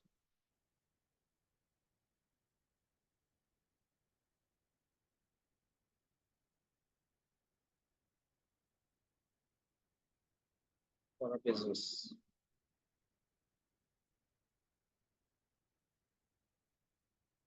Means कि हमें B को stop नहीं करना चाहिए, B को continue में रहना चाहिए।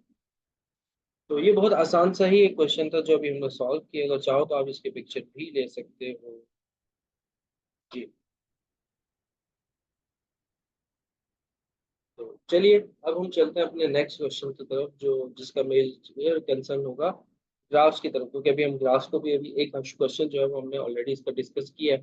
तो पास पेपर में और देखते हैं कोई ग्राफिकल क्वेश्चन इस तरह का आया हो जिससे हम ब्रेक इवन को एनालाइज कर सके। चलो अब जो हमारे पास क्वेश्चन है वो है क्वेश्चन नंबर 4, मई 2016 का। ठीक है, अब देखिए इस क्वेश्चन में आपको क्या बता रहे हैं। इस क्वेश्चन में बता रहे हैं कि Rahil manufacturers a single product x. ठीक है, अब ये एक सिंगल प्रोडक्ट मैन्युफैक्चर करते हैं, वो क्या है, एक्स प्रोडक्ट उनका नाम है, प्रोडक्ट का नाम है। And wishes to know the break even point. अच्छा, अब वो ये चाह रहे हैं कि वो अपना ब्रेक इवन पॉइंट जो है वो फाइंड आउट करें कि उनका ब्रेक इवन क्या है। ठीक है, ये रिक्वायर्ड। अब रिक्वायर्ड ए में कह रहे हैं कि state what is mean by break even point. Break even point का मतलब क्या होता है। तो ब्रेक इवन पॉइंट अब तक जो हमारी अंडरस्टैंडिंग रही है वो क्या रही है कि where your contribution is equal to fix cost at that point is called break even point. ठीक है, ब्रेक इवन पॉइंट। वैसे वो पुरानी डेफिनेशन थी वेयर योर प्रॉफिट और your revenue and your cost is equal to each other, that point is also called break even point. ठीक है, ये भी आप कह सकते हो। लेकिन एक अच्छी डेफिनेशन ये है कि जहाँ पे आपकी फिक्स कॉस्ट और आपका जो कंट्रीब्यूशन है वो इक्वल हो जाए तो उस पॉइंट को आप क्या कहते हो, ब्रेक इवन। तो ये तो एक ही एक का सोल्यूशन।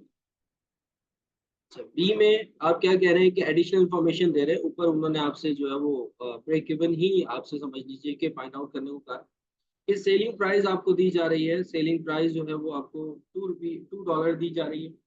और contribution to sell ratio, contribution का ना इस दफा इन्होंने आपको रेट दे दिया है। वैसे आपको नॉर्मली कंट्रीब्यूशन जो है वो रुपीज में दे रहा होता है या डॉलर में दे रहा होता है। वो आपको 62.5% आपको कंट्रीब्यूशन परसेंटेज में दे रहा है। नो इशू, ये परसेंटेज जो है वो सेल्स पर है। तो अगर आप सेल्स का 2%, 62.5% निकालोगे तो आपके पास कंट्रीब्यूशन पर यूनिट आ जाएगा। फिक्स कॉस्ट आपको $50,000 दी जा रही है और प्रोडक्शन एंड सेल्स आपको दी जा रही है 1 लाख यूनिट्स, 100,000 यूनिट्स। अब आपको ब्रेक इवन फाइंड आउट करना है, break even point in units and in revenue. ठीक है, रेवेन्यू और यूनिट्स में दोनों में आपको फाइंड आउट करना है। तो पहले हम ब्रेक इवन फाइंड आउट कर लेते हैं। कैसे फाइंड आउट होगा जरा देखिए। पहले ऑलरेडी हम लोग डिस्कस कर चुके हैं, मतलब ये क्वेश्चन बहुत आसान क्वेश्चन है। Break even point in units, units में हमें फाइंड आउट करना है। तो आप क्या करोगे, जो आपकी फिक्स कॉस्ट है, फिक्स कॉस्ट उसको आप डिवाइड करवा दोगे ने कंट्रीब्यूशन से, कंट्रीब्यूशन पर यूनिट। अब पर यूनिट नहीं दिया हुआ, कंट्रीब्यूशन जो है वो आपको परसेंटेज में दी जा रही है। ठीक है, तो आप कंट्रीब्यूशन निकाल लो। कंट्रीब्यूशन कैसे निकलेगा, कंट्रीब्यूशन पर यूनिट। $2 आपकी सेल प्राइस थी। ठीक है, और इस पे आप 62.5% अप्लाई कर दें तो आपके पास कंट्रीब्यूशन आ जाएगा 2 × 62.5%, 1.25 आ जाएगी। आपका जो कंट्रीब्यूशन है वो है डेट इज 1.25। अच्छा, फिक्स कॉस्ट आपको बताए, फिक्स कॉस्ट जो है वो इन्होंने आपको $50,000 दी हुई है, $50,000। और कंट्रीब्यूशन जो पर यूनिट है 1.25 है। तो ये आपके पास ब्रेक इवन जो यूनिट्स में आएंगे वो आ जाएंगे 40,000 यूनिट्स, 40,000 यूनिट्स। ठीक है, अब ब्रेक इवन रेवेन्यू भी उसने कहा है आपसे। ब्रेक इवन रेवेन्यू क्या होगा आपका, वो यूनिट्स कितने आपके 40,000 है पर यूनिट। क्या सेल कर रहे हो आप, कितने का सेल कर रहे हो, $2 पे आप सेल कर रहे हो, तो मल्टीप्लाई करवा दो 80,000 आपका, $80,000 जो है वो ब्रेक इवन रेवेन्यू आ जाएगा। अच्छा, ब्रेक इवन रेवेन्यू निकालने का एक और तरीका भी है, वो भी मैं आप लोगों को बता देता हूँ। एक तो ये है कि सिंपल जो आपका पर यूनिट सेल प्राइस है उससे आपने मल्टीप्लाई करवा दिया यूनिट्स के साथ, तो आपके पास ब्रेक इवन रेवेन्यू आ गया। इसको हम डायरेक्टली भी निकाल सकते थे। वो कैसे निकाल सकते थे, मतलब कि इसमें तो जैसे लेट सपोज आपसे रिक्वायरमेंट के अंदर ब्रेक इवन यूनिट्स नहीं है, आपसे डायरेक्टली वो आपसे ये कह रहा है कि आप ब्रेक इवन रेवेन्यू निकाल के दिखाओ। तो एक तो प्रोसीजर ये है कि आप यूनिट्स निकालो, देन फिर उन यूनिट्स को सेल प्राइस के साथ मल्टीप्लाई करवाओ। एक तरीका ये होता है कि आप क्या करो कि ब्रेक इवन रेवेन्यू कैसे निकलेगा, जो आपकी फिक्स कॉस्ट है उसको आप डिवाइड करवा दो आपका जो कंट्रीब्यूशन का परसेंटेज है उससे, कंट्रीब्यूशन के परसेंटेज से। तो कंट्रीब्यूशन का परसेंटेज आपको क्वेश्चन में गिवन था ना, 62.5%। ये आपको क्वेश्चन में गिवन था। तो इसको ऐसे भी निकाल सकते हो, जो आपकी फिक्स कॉस्ट है $50,000, इसको आप डिवाइड करवा दो 62.5%। 62.5% मीन्स क्या होगा,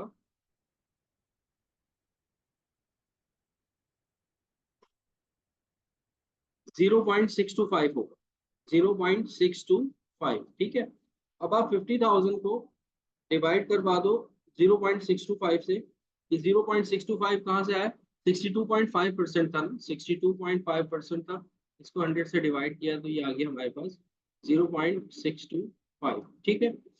तो ये आपके पास 80,000 आ जाएगा डायरेक्टली। मीन्स कि अगर आपको कंट्रीब्यूशन मार्जिन का परसेंटेज दिया हो ना, तो आप उस परसेंटेज से डिवाइड करवा दो फिक्स कॉस्ट को, तो आपके पास रेवेन्यू आ जाए।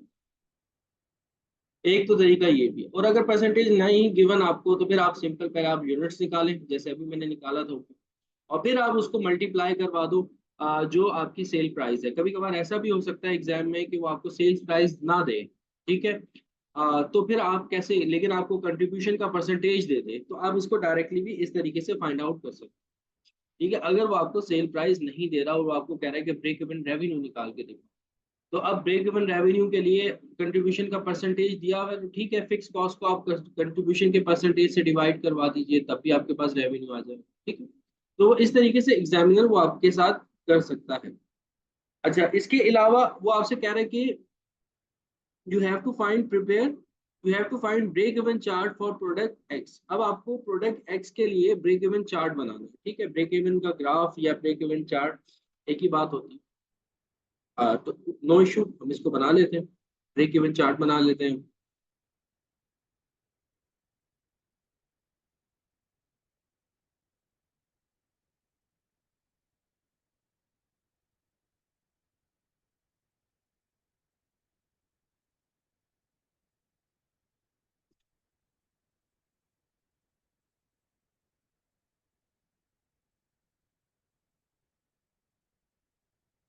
ठीक है। अच्छा, जैसे आपको याद होगा कि हम एक्स एक्सिस पे क्या लेते थे, हम एक्स एक्सिस पे और वाई एक्सिस पे क्या लेते हैं। एक्स एक्सिस पे हम लोग जो है वो यूनिट्स लेते हैं। ठीक है। तो यहाँ पर हम लोग लेंगे यूनिट्स, आउटपुट,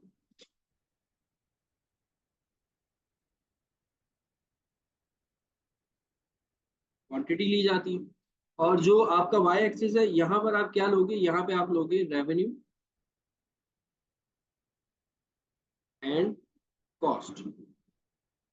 ठीक है। रेवेन्यू और कॉस्ट जो है वो आप यहाँ पर अपने वाई एक्सिस पे लेंगे, और एक्स एक्सिस पे आप क्या लेंगे, यूनिट्स लेंगे। तो सबसे पहले जो आप लाइन ड्रॉ करेंगे वो आपकी होगी फिक्स कॉस्ट।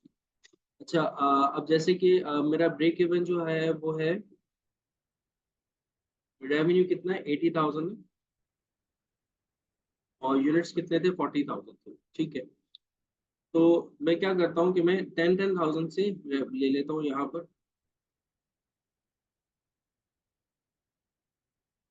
10,000, ये जीरो हो गया। Then 20,000, then 30,000, 40,000, 50,000, 60,000, 70,000 and 80,000। ठीक है, आगे भी जा सकते हो आप। 90,000,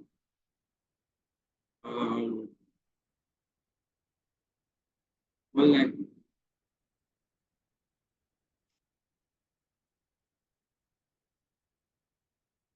और यूनिट्स में मैं स्टार्ट कर लेता हूँ, जो 40,000 पे मेरा ब्रेक इवन है, इसको भी 10,000 पे ले लेते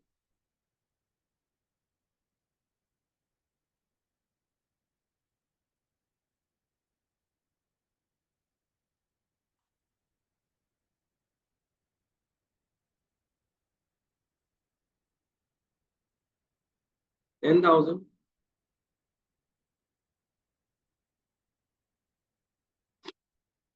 20,000, 30,000, 40,000, 50,000, 60,000, 70,000, 80,000, 90,000, मीन्स कि आपको 1 लाख।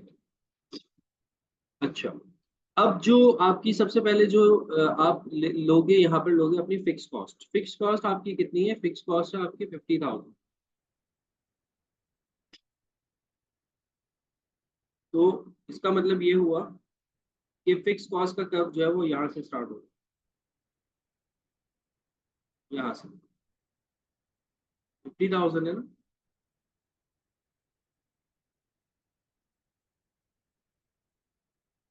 तो यहाँ से आप फिक्स कॉस्ट अपनी, ये आपकी क्या आ गई? Fix cost. फिक्स कॉस्ट जो है वो अनचेंज है, चेंज नहीं होती। ये आपकी फिक्स कॉस्ट का कर्व है। तो आपकी जो प्रोडक्शन की जो कॉस्ट होगी वो स्टार्ट ही कहाँ से होगी? 50,000 के, मीन्स यहाँ से स्टार्ट होगी। सही। अच्छा, ब्रेक इवन पॉइंट आपका कहाँ पर आ रहा है? ब्रेक इवन पॉइंट आ रहा है आपका कि आप 40,000 यूनिट्स बना रहे हो। ठीक है, और आपका जो रेवेन्यू है वो कहाँ पर आ रहा है? 80,000 पे है ना। 80,000 आपका रेवेन्यू है। ठीक है, और जो यूनिट्स आप प्रोड्यूस कर रहे हो वो कितने यूनिट्स प्रोड्यूस कर रहे हो? आप 40,000 यूनिट्स प्रोड्यूस कर रहे हो। ये आपका मीन्स के यूनिट्स आपके ये है। और यहाँ पर अगर आप सीधे सीधे जाते हैं,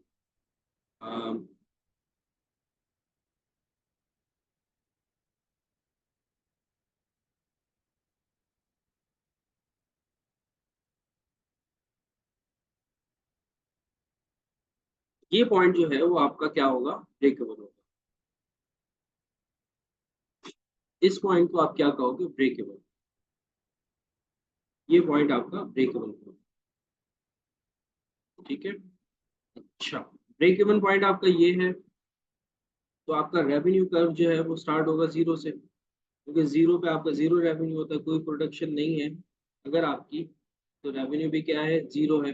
जैसे जैसे आप यूनिट सेल करना शुरू करते हो तो आपका रेवेन्यू कर्व बढ़ता है। तो ये आपका यहाँ पर आएगा रेवेन्यू कर्व। जीरो से आप क्या करोगे? अपना रेवेन्यू कर्व जो है वो स्टार्ट।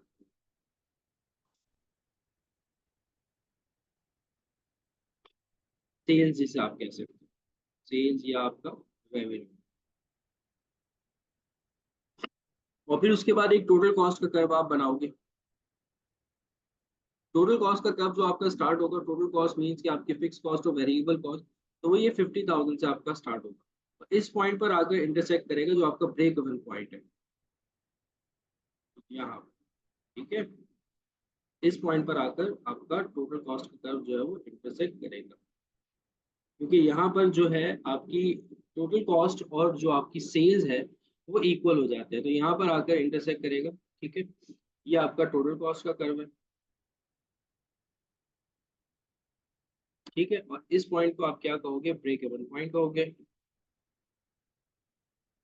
और ये जो एरिया है आपका, ये आपका प्रॉफिट का एरिया है, क्योंकि आपका जो टोटल कॉस्ट का कर्व है वो नीचे है, और जो आपका सेल्स रेवेन्यू का कर्व है यहाँ पर ऊपर आ जाता है। और ये जो पोर्शन है आपका सारा का सारा, ये आपका लॉस का एरिया। क्योंकि यहाँ पे आपकी जो रेवेन्यू है वो आपकी कॉस्ट से क्या है, कम है। रेवेन्यू कर्व क्या है, नीचे है, और जो आपकी कॉस्ट है वो क्या है, ज्यादा। ठीक है। आई होप कि आपको ये क्लियर हो गया होगा कि ग्राफिकल प्रेजेंटेशन जो है वो ब्रेक इवन की किस तरह से होती है। एक दफा पहले भी मैंने इसी वीडियो में बना दिए, तो एक दफा दोबारा से आ गया तो अच्छी बात है और अच्छा हो गया। आगे चल के इसके एक और क्वेश्चन भी आएगा और ज्यादा अच्छे से क्लियर हो जाएगा।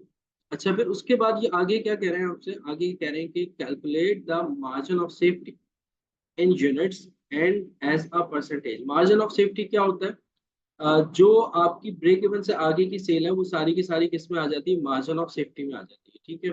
तो अब हम margin of safety find out कर लेते हैं कि how to calculate margin of safety. बहुत आसान है मार्जिन ऑफ सेफ्टी, बल्कि मैं यहीं पर ही निकाल देता हूँ इसी के नीचे, ताकि आप लोगों को अंदाजा हो जाए। ये आपकी जो थी वो सी रिक्वायर्ड थी, और अब मैं डी रिक्वायर्ड करने जा रहा हूँ। मार्जिन ऑफ सेफ्टी निकालो,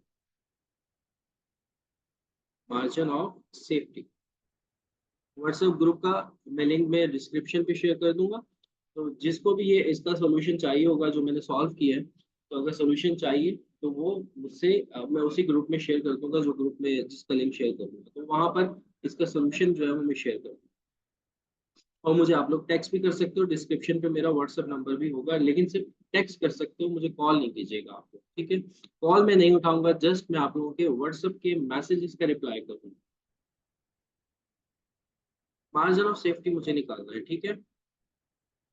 मार्जिन ऑफ सेफ्टी में कैसे निकालूंगा? मार्जिन ऑफ सेफ्टी जो मेरी बजटेड सेल है या जो मेरी टोटल सेल है, जैसे कि प्रोडक्शन जो मैं सेल कर रहा हूँ, कितने यूनिट सेल कर रहा हूँ मैं, 1 लाख यूनिट जो है वो मैं सेल कर रहा हूँ। तो मेरे यूनिट सेल है, या इसको बजटेड सेल भी कह सकते हैं फॉर्मूले में।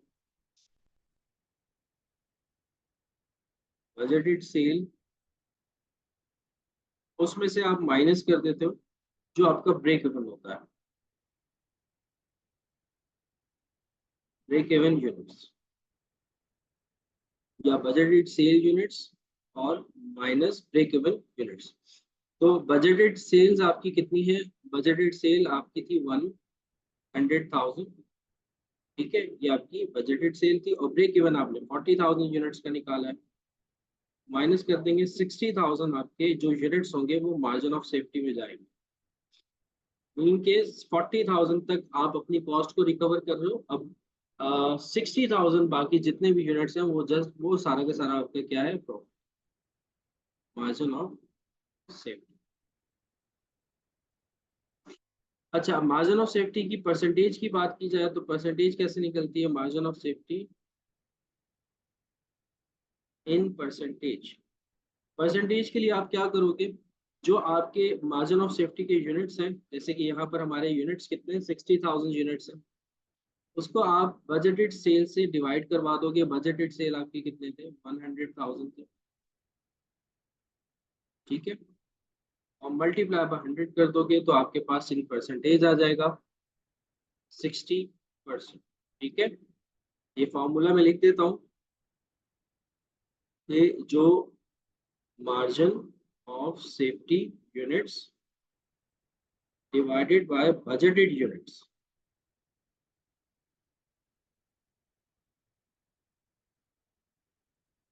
And multiply by.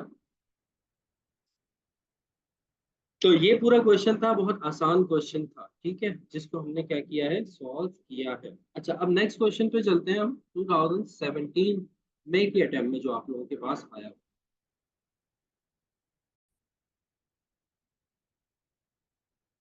अब जो है बेटा, आप लोग आ चुके हो 2017 में। मैं 2017 के अटेम्प्ट से ये क्वेश्चन लिया। देखो, पूरी कोशिश मेरी यही है कि मैं जितने भी पास पेपर्स हैं, सारे पास पेपर्स का सोल्यूशन जो है वो मैं आप लोगों को इन्हीं वीडियोस के अंदर प्रोवाइड कर दूं। ठीक है। और जो जो पास पेपर मैं डिस्कस करता जा रहा हूँ वो मैं अपने डिस्क्रिप्शन के अंदर जो है वो शेयर करता रहूंगा कि भाई मैंने ये पास पेपर जो है वो कवर किए इस वीडियो में। ठीक है। तो अब चलते हैं बेटा। अब इसके अंदर देखो, इसमें आपको बता रहे हैं कि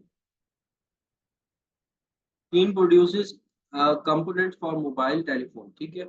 अब ये मोबाइल टेलीफोन जो है वो उनके कंपोनेंट जो है वो प्रोड्यूस करते हैं, मैन्युफैक्चर करते हैं। The following budgeted data is available for the year ending 31 December 2018। अब ये 2018 का जो है वो आपको डाटा जो है वो दिया जा रहा है।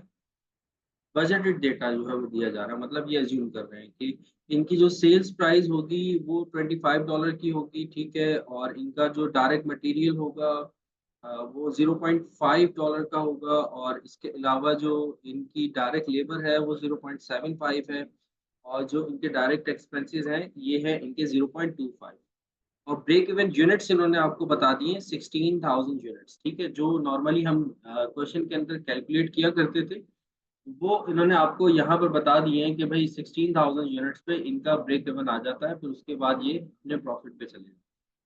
अच्छा, ठीक है, ये इन्होंने सारी चीज़ें ऊपर दी हैं कि आपको सेलिंग प्राइस दी है, बाकी सारी की सारी तमाम चीज़ें हमारे पास वेरिएबल कॉस्ट पे थी। अगर हम चाहें तो इस डाटा में से हम कंट्रीब्यूशन जो है वो अपना पर यूनिट में फाइंड आउट कर सकते हैं। लेट्स सपोज चले मैं कंट्रीब्यूशन अगर निकालता हूँ कि कंट्रीब्यूशन पर यूनिट क्या होगा, क्योंकि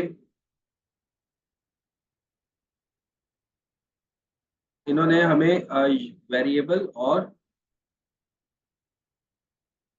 सेलिंग प्राइस दे दी है, तो अगर मैं देखो सेलिंग प्राइस जो है वो पर यूनिट कितनी है, सेलिंग प्राइस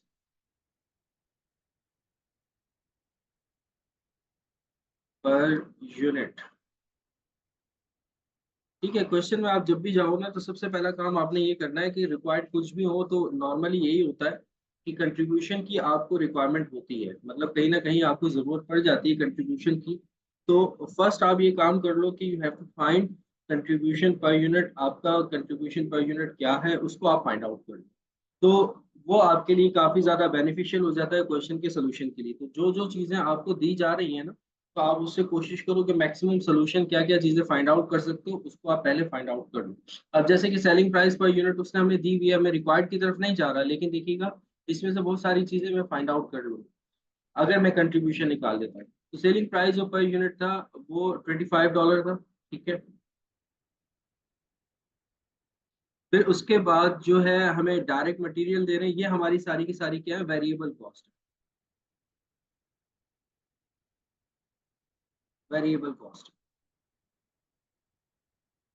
वेरिएबल कॉस्ट में जिसमें हमारे पास डायरेक्ट मटेरियल है,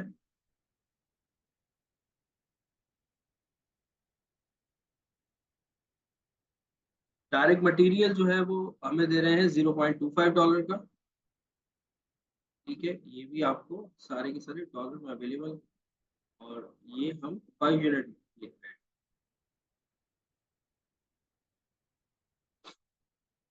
अच्छा, direct labour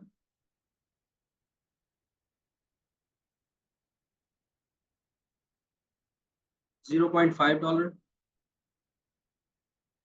direct expenses, sorry sorry sorry, misunderstanding में इशू आ गया, कि जो आपकी डायरेक्ट मटेरियल है वो 0.5 है, और जो आपकी डायरेक्ट लेबर है वो 0.75 है, ठीक है, ये 0.5 है, और फिर उसके बाद जो आपके डायरेक्ट एक्सपेंसेस हैं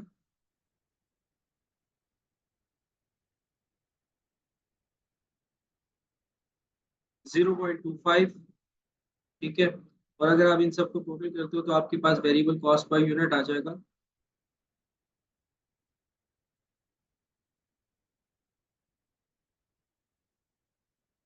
दैट इज 1.50, 1.50, ठीक है। अच्छा, एक और चीज बेटा, इसको अपने पास ना ठीक कर लीजिएगा, ये ना जो सेलिंग प्राइस थी ना वो 25 नहीं है इस क्वेश्चन में, इसको मैं बता देता हूँ आप लोगों को। ये है हमारे पास 5.25 है, 5.25, ठीक है। तो ये बेसिकली हमारी जो सेलिंग प्राइस है वो 5.25 है, ठीक है। मैं भी देख रहा था कि हमारी वेरिएबल कॉस्ट इतनी कम है और सेलिंग प्राइस इतनी ज़्यादा है, तो कंट्रीब्यूशन मार्जिन तो अच्छा खासा। तो $5.25 इज योर सेलिंग प्राइस, और वेरिएबल कॉस्ट का अगर मैं टोटल करता हूँ तो 1.50 हमारा वेरिएबल कॉस्ट पर यूनिट है। अच्छा, इसको अगर हम लेस कर देते हैं तो हमारे पास जो है वो कंट्रीब्यूशन आ जाता है, कंट्रीब्यूशन हमारा आ जाएगा 3.75, ठीक है। अब हमने कंट्रीब्यूशन निकाल लिया, अब हम अपने क्वेश्चन की तरफ चलते हैं कि क्वेश्चन में हमसे क्या पूछे जाता है। क्वेश्चन में आपसे वो पूछ रहे हैं कि रिक्वायर्ड में फर्स्ट रिक्वायर्ड है, you have to calculate budgeted fix cost for the year ending 31 December 2018। अब आपको फिक्स कॉस्ट जो है वो फाइंड आउट करना है। ठीक है, नॉर्मली ये होता था कि हमें फिक्स कॉस्ट दे दी जाती थी और हम उससे ब्रेक इवन यूनिट्स जो है वो फाइंड आउट किया करते थे। लेकिन अब यहाँ पर हो ये रहा है कि आपको ब्रेक इवन यूनिट्स दे दिए हैं उसने 16,000 यूनिट्स। ठीक है, अब आपको जो फाइंड आउट करना है वो क्या फाइंड आउट करना है, फिक्स कॉस्ट फाइंड आउट करनी है। देखो जो आपका ब्रेक इवन यूनिट्स का फॉर्मूला होता है वो क्या होता है कि आप क्या करते हो कि break even units equals to fix cost divided by contribution per unit. ठीक है, सी स्टैंड्स फॉर कंट्रीब्यूशन है तो मैंने इसको स्मॉल फॉर्म में लिखा है, सी लिख दिया, जस्ट कंट्रीब्यूशन पर यूनिट। अच्छा, अब ये देखो ब्रेक इवन यूनिट्स आपको ऑलरेडी क्वेश्चन में दिए जा रहे हैं 16,000 यूनिट्स। ठीक है, तो ये ब्रेक इवन यूनिट्स है, इक्वल्स टू फिक्स कॉस्ट हमें फाइंड आउट करनी है। तो एज इट इज लिख दी, और कंट्रीब्यूशन पर यूनिट जो है वो अभी अभी हमने देखा है कि 3.75। तो ये डिवाइड हो रहा है, इस तरफ आकर क्या हो जाएगा, मल्टीप्लाई। तो 16,000 यूनिट्स को आप 3.75 से मल्टीप्लाई करोगे तो आपके पास फिक्स कॉस्ट आ जाएगी। और हमारी ये फिक्स कॉस्ट कितनी हो जाएगी, फिर फिक्स कॉस्ट ये मैंने बहुत ज़्यादा ब्रीफ करके आपको बता दिए, डायरेक्टली भी मैं निकाल सकता था लेकिन कुछ स्टूडेंट्स ऐसे होते हैं जो बहुत जल्दी अंडरस्टैंड नहीं कर पाते, पिक नहीं कर पाते चीज़ों को, तो थोड़ा सा मैं डीप में लेके चला गया, थोड़ा सा मैंने आपको बता दिया कि मैं किस तरीके से फिक्स कॉस्ट निकालूं। तो फिक्स कॉस्ट जो है वो हमारी आ गई है, फिक्स कॉस्ट आ जाएगी आपकी, अगर आप इसको 16,000 3.75 को मल्टीप्लाई करवाते हो तो $60,000 जो है वो आपकी फिक्स कॉस्ट आ जाएगी। ठीक है, तो ये हमने फिक्स कॉस्ट जो है वो फाइंड आउट कर ली। देखो अब ये फायदा हो गया ना कि हमने जो है वो कंट्रीब्यूशन ऑलरेडी फाइंड आउट कर रखा था। और एक और चीज, एक बात याद रखिएगा, नॉर्मली ये सारी चीजें ना आपसे एमसीक्यूज में वो पूछ लेता है। वो आपको सेलिंग प्राइस दे दे, आपको वो वेरिएबल कॉस्ट पर यूनिट दे दे, ठीक है, और आपको वो ब्रेक इवन यूनिट्स दे दे, और फिर वो आपको कहे कि आपने जो है वो you have to find fix cost for the year. अब आप क्या करोगे कि फिक्स कॉस्ट कैसे फाइंड आउट करोगे, सिंपल आपने क्या करना है कि वेरिएबल से जस्ट सेलिंग प्राइस का डिफरेंस लेना है, आपने कंट्रीब्यूशन निकाल लेना है पर यूनिट। ठीक है, और बात रहेगी, हमेशा याद रखिएगा पर यूनिट पे ही काम कीजिएगा, टोटल कंट्रीब्यूशन पे कभी काम मत कीजिएगा, वरना आप लोगों को आगे चल के जो है वो परेशानी हो सकती है। तो कंट्रीब्यूशन निकाल लो पर यूनिट, जो आपको ब्रेक इवन यूनिट्स दिए जा रहे हैं ना उनके साथ फिर आप कंट्रीब्यूशन को मल्टीप्लाई करवा दो, तो आपके पास क्या आ जाएगा, फिक्स कॉस्ट आ जाएगी। ठीक है, ये ऐसे, क्योंकि आगे आने वाली वीडियोस के अंदर जब हम एमसीक्यूज डिस्कस करेंगे तो ऐसी एमसीक्यूज आई हुई है पेपर, तो काफी ज्यादा हेल्पफुल होंगी आप।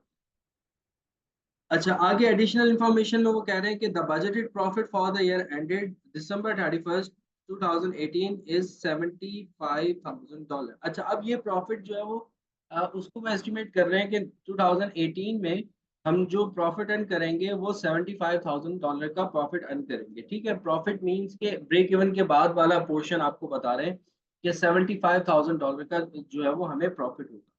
अब वो रिक्वायर्ड में आपसे कह रहे हैं कि बी में calculate for the year ending December 31 2018 budgeted number of units to be sold. अब वो आपको कह रहे हैं कि अब ये आप ये बताओ कि आपको कितने और यूनिट्स जो है वो सेल करना पड़ेंगे। ठीक है, देखो यहाँ पर हो ये रहा है कि देखो 16,000 पर ये आपकी आ जाता है टारगेट प्रॉफिट। अब जो हम पढ़ेंगे ना वो टारगेट प्रॉफिट पढ़ेंगे, इससे पहले मेरे ख्याल में हमने किसी क्वेश्चन में डिस्कस नहीं किया टारगेट प्रॉफिट। टारगेट प्रॉफिट भी वो कभी कभार आपसे फाइंड आउट करने को कह देता है, जैसे इस क्वेश्चन में वो आपसे पूछ रहा है, वो आपको प्रॉफिट का अमाउंट दे देगा, वो कहेगा कि आपको ये प्रॉफिट अर्न करना है। ठीक है, अब आप मुझे ये बताओ कि इस प्रॉफिट अर्न करने के लिए हमें कितने यूनिट्स और ज्यादा सेल करने पड़ेंगे। देखो 16,000 यूनिट्स पे तो हमारा ब्रेक इवन है। अब इससे आगे फर्दर आपको $75,000 और अर्न करना है, तो अब कितने यूनिट्स आपको और ज्यादा सेल करने पड़ेंगे, ये आपका होता है टारगेट प्रॉफिट। ठीक है, तो टारगेट प्रॉफिट आप किस तरीके से कैलकुलेट करते हो, ठीक है, वो इस पे आ जाओ, बी रिक्वायर्ड पे। इसका एक फार्मूला भी होता है, मैं दो दो तरह से आप लोगों को कैलकुलेट करके बताऊंगा कि टारगेट प्रॉफिट किस तरीके से कैलकुलेट किया जाए। टारगेट प्रॉफिट, टारगेट प्रॉफिट आप किस तरीके से फाइंड आउट करते हो? टारगेट प्रॉफिट फाइंड आउट करने के लिए आप ये कर सकते हो कि जो आपकी फिक्स कॉस्ट होती है, ठीक है, उसमें आप अपना जो प्रॉफिट होता है उसको प्लस कर देते हो और डिवाइड करवा देते हो सीएम से, ठीक है, कंट्रीब्यूशन से। लेकिन कंट्रीब्यूशन क्या होगा? कंट्रीब्यूशन पर यूनिट होगा, ठीक है। देखो इसमें जो हाफ फॉर्मूला, उससे तो आप अवेयर हो कि फिक्स कॉस्ट को अगर हम कंट्रीब्यूशन से डिवाइड करते हैं तो हमारे पास ब्रेक इवन आ जाता है। बाकी अगर हमें प्रॉफिट अर्न करना है या जो भी कुछ अर्न करना है, ठीक है, अगर वो आपसे कहता है कि इतना अमाउंट हमें और अर्न करना है, वो प्रॉफिट की मद में भी हो सकता है, वो डिविडेंड की मद में भी हो सकता है, वो आपके सिलेबस में तो नहीं है, सीए में ऐसा होता है या एससीसी के स्टूडेंट से पूछा जाता है कि ये आपका जो है वो, अब आप ये चाह रहे हो कि इतना ब्रेक इवन के बाद इतना अमाउंट जो है वो इतना इंटरेस्ट का आपको पे करना है, या इतना अमाउंट जो है वो आपको डिविडेंड का पे करना है, या इतना अमाउंट जो है वो आपको अपने रिटेन अर्निंग के अंदर ट्रांसफर करना है, इतने अमाउंट का आपने रिजर्व निकालना है। तो ख्वाहिशात तो बहुत सारी हो सकती हैं, जैसे कि इसमें आपसे वो ख्वाहिश कह रहा है कि हमें 75,000 का प्रॉफिट भी अर्न करना है। तो अब आप क्या करते हो? जस्ट वो जो आपका प्रॉफिट होता है उसको अपने फिक्स कॉस्ट में ऐड करके सीएम से डिवाइड कर देते हो, क्योंकि अब आपको फिक्स कॉस्ट तक तो ब्रेक इवन है ना। तो उसके बाद आप आगे आ रहे हो प्रॉफिट पे, तो फिर उस प्रॉफिट को भी ऐड कर लो। मतलब जो चीजें वो आपसे मांग रहा है, लेट सपोज वो यहाँ पे वो प्रॉफिट नहीं कहता, वो किसी और चीज के बारे में आपको कहता है कि अब हमें ये भी चाहिए, सिर्फ और सिर्फ हमें ब्रेक इवन नहीं चाहिए, मतलब कि हमें अपनी सिर्फ फिक्स कॉस्ट को कवर नहीं करना, अब हमें प्रॉफिट चाहिए, अब हमें इंटरेस्ट का अमाउंट भी पे करना है, तो वो अमाउंट भी हमें चाहिए। मतलब ये आपकी एग्जामिनर की ख्वाहिशात हो सकती है, ठीक है। अब वो जो भी ख्वाहिश आपको कहता है, उस ख्वाहिश को आप अपने फिक्स कॉस्ट में क्या कर लो, ऐड कर लो, और उसको सीएम पर यूनिट से क्या कर दो, डिवाइड कर दो, ठीक है। तो जैसे अब आपकी जो फिक्स कॉस्ट थी वो हमने फाइंड आउट की, अभी $60,000 थी। प्रॉफिट वो, अब वो कह रहे हैं कि हमें 75,000 का प्रॉफिट भी चाहिए, ठीक है, तो चाहिए तो उसको हमने ऐड कर दिया। सीएम जो हमारा आया था वो हमने निकाला था कितना, 3.75। तो 3.75 से आप डिवाइड कर दोगे तो आपके पास जो है वो टारगेट प्रॉफिट आ जाएगा कि कितने यूनिट्स अब आपको सेल करने होंगे, ठीक है। तो 36,000 यूनिट्स जो है वो आपको सेल करने, ठीक है। तब जाकर आप जो है वो $75,000 का प्रॉफिट जो है वो कर सकते हो, अर्न कर सकते हो, ठीक है।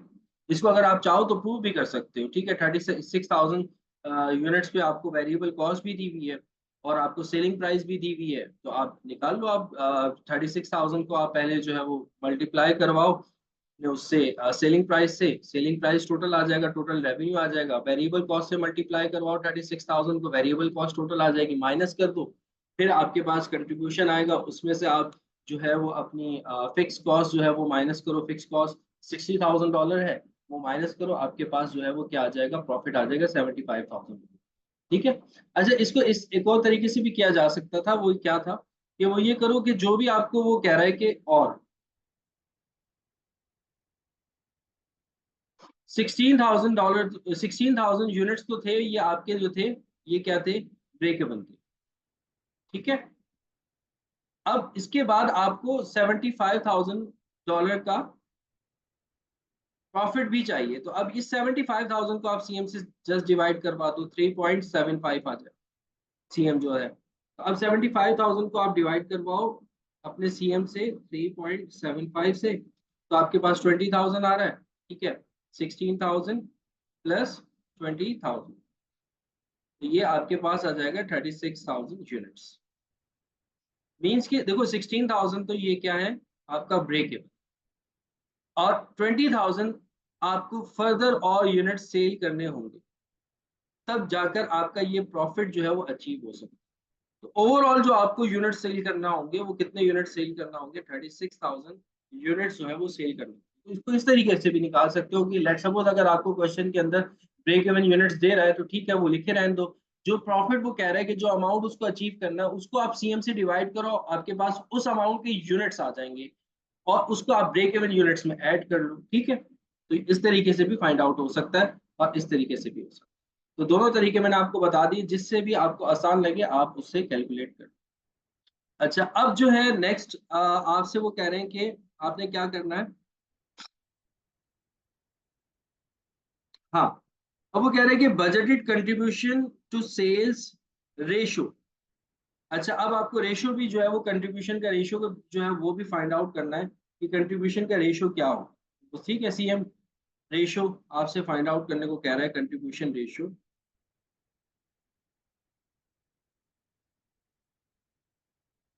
कंट्रीब्यूशन रेशो कैसे निकलता है? कंट्रीब्यूशन रेशो ऐसे निकलता है, ऊपर आप कंट्रीब्यूशन रखते हैं, उसको आप डिवाइड करवा देते हो आप सेल्स प्राइस से, ठीक है, मल्टीप्लाई बाय 100 कर दो, ठीक है। तो कंट्रीब्यूशन जो है पर यूनिट पे आप खेलोगे 3.75 है, और जो सेल प्राइस थी वो आपकी थी 5.25, और इसको आप मल्टीप्लाई करवा दोगे 100 के साथ, तो आपके पास आ जाएगा कंट्रीब्यूशन रेशियो 71.43%।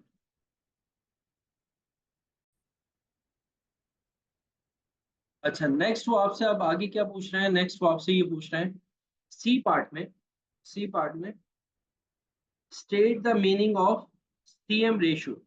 सीएम रेशियो का मीनिंग क्या होता है? मीन सीएम रेशियो का मीनिंग, अभी आप इसको फॉर्मूले से भी अगर आप देखते हो तो फॉर्मूले से आपको पता लग रहा है सीएम रेशियो का मीनिंग क्या है, कि कितना परसेंट आपका सीएम है आपकी सेलिंग प्राइस में, 71.43%। ठीक है, तो सीएम रेशियो मींस क्या होता है? सीएम रेशियो मींस होता है कि it represents contribution to sales ratio. It is the percentage of sales or selling price that remain after all variable cost and variable expenses have been covered। okay?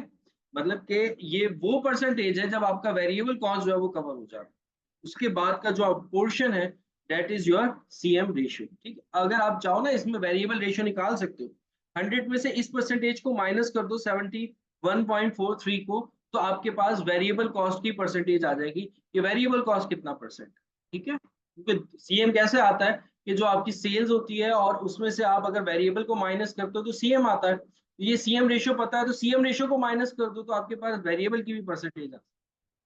बहरहाल वो उसने question में नहीं पूछा, और वो पूछते भी नहीं है नॉर्मली, तो इतना डिटेल में जाने की जरूरत नहीं। डिटेल में जाने के लिए मैंने ब्रेक इवन के ऊपर नेक्स्ट लेवल की जो सीए के स्टूडेंट्स के जिस तरह के क्वेश्चन आ रहे होते हैं उनकी एक प्लेलिस्ट ऑलरेडी बनाकर रखी हुई है अपने यूट्यूब चैनल पे, और उसका लिंक डिस्क्रिप्शन पे शेयर कर दूंगा। अगर कोई स्टूडेंट बहुत ज्यादा डिटेल में जाना चाह रहा है तो वो देख सकता है, एंजॉय करना कर रहा है अगर वो इस चैप्टर को, और वो कह रहा है नहीं मैंने और भी ज्यादा इसके डिटेल में डेप्थ में जाना है, तो फिर वो क्वेश्चंस वो देख ले। तो उसके लिए वो है, वो मैंने सेपरेटली सीए के स्टूडेंट्स के लिए, एसीसीए के स्टूडेंट्स के लिए रिकॉर्ड कर रखी है। फिर आगे कह रहे हैं state the name given to the different difference between the budgeted total sales unit and the budgeted break even sales unit. अच्छा, वो अब देखो इसमें इन्होंने क्या क्या क्या पूछा, क्या कह रहा है कि budgeted total sales unit and budgeted break even units, इसका जो डिफरेंस है उसे आप क्या कहते हो, उसका नाम क्या है? तो ऑब्वियस सी बात है, सेफ्टी ऑफ मार्जिन या margin of safety. Margin of safety का फॉर्मूला क्या है? मार्जिन ऑफ सेफ्टी का फॉर्मूला ये है कि जो आपके बजटेड सेल्स हैं और जो आपके बजटेड ब्रेक इवन है, हमने पिछले क्वेश्चन में आई थिंक किया भी था, मार्जिन ऑफ सेफ्टी निकाला भी था, मार्जिन ऑफ सेफ्टी मैंने निकाल के दिखाया भी था पिछले क्वेश्चन के अंदर। तो मार्जिन ऑफ सेफ्टी जो है, ये मार्जिन ऑफ सेफ्टी में क्या है, बजटेड सेल्स जो है आपकी, उसमें से जो आपका ब्रेक इवन यूनिट्स है उसका जो डिफरेंस होता है that is your margin of safety. अब वो आपसे ये पूछ रहे हैं कि इसका नाम क्या होगा।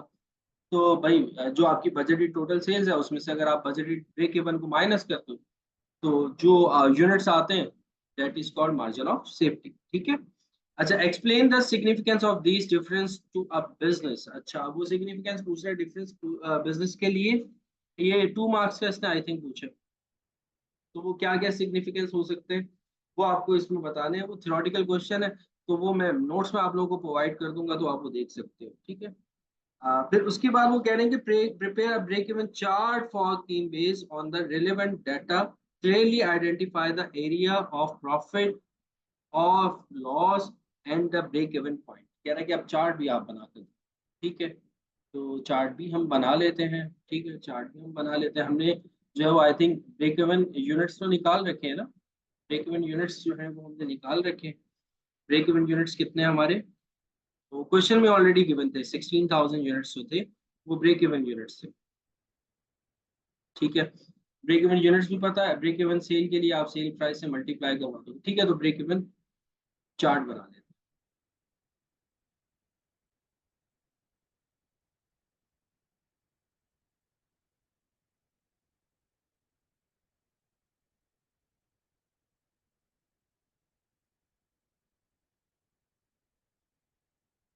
तब तक मैं चार्ट बना रहा हूँ, आप लोग जल्दी से मेरे चैनल को सब्सक्राइब कर दो और अपने जो फ्रेंड्स हैं उनमें शेयर कर दो। यार बहुत मेहनत लगती है ये पूरी पूरी प्ले लिस्ट बनाना, और फिर उसके बाद एक एक क्वेश्चन को एक्सप्लेन करना।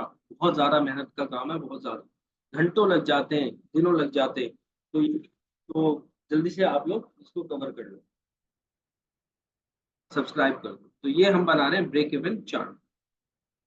ये ऑलरेडी हमने पिछले क्वेश्चंस में भी देख लिया।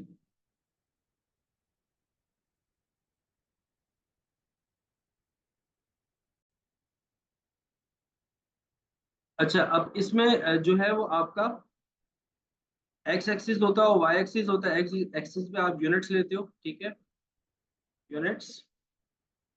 और जो आपका वाई एक्सिस है उसमें आप अपना रेवेन्यू, और क्या लेते हो आप, अपनी कॉस्ट, टोटल कॉस्ट लेते हो, ठीक है।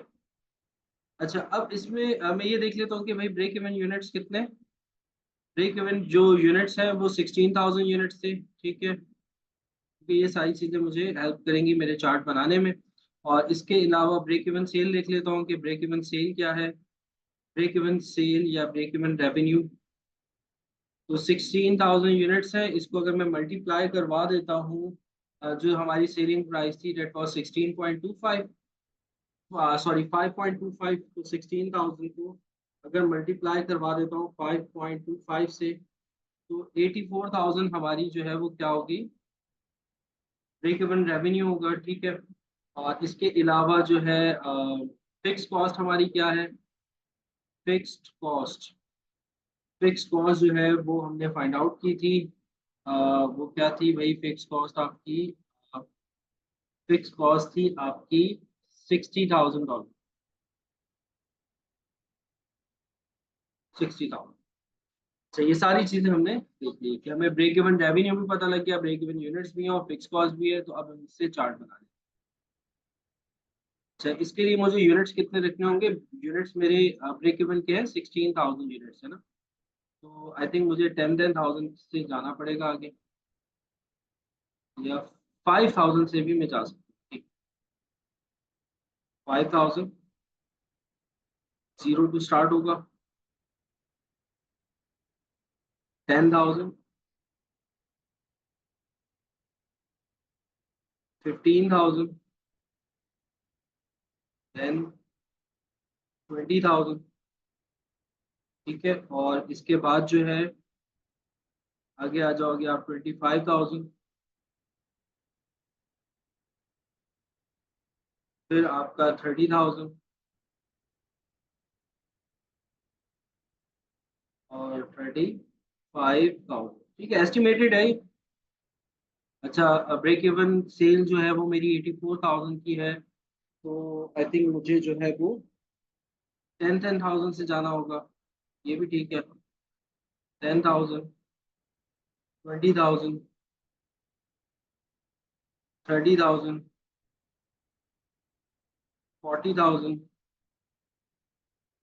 50,000, 60,000, 70,000, 80,000, ठीक है, 90,000,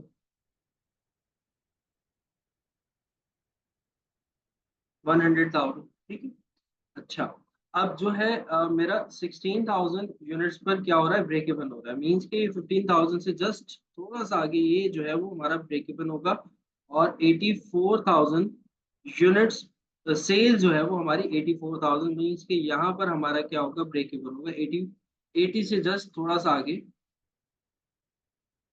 अब अगर हम देखते हैं इसमें,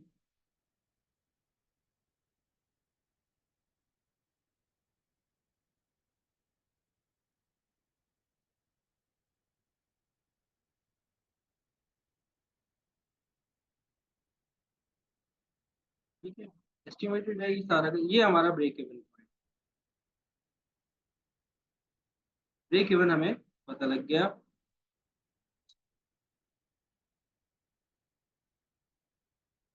ठीक है, ये हमारा क्या होगा, ब्रेक इवन। ठीक है। अच्छा, फिक्स कॉस्ट हमारी क्या है, 60,000 है, मीन्स कि हमारा ग्राफ जो है वो स्टार्ट ही यहाँ से होगा। ये फिक्स कॉस्ट का कर्व होगा।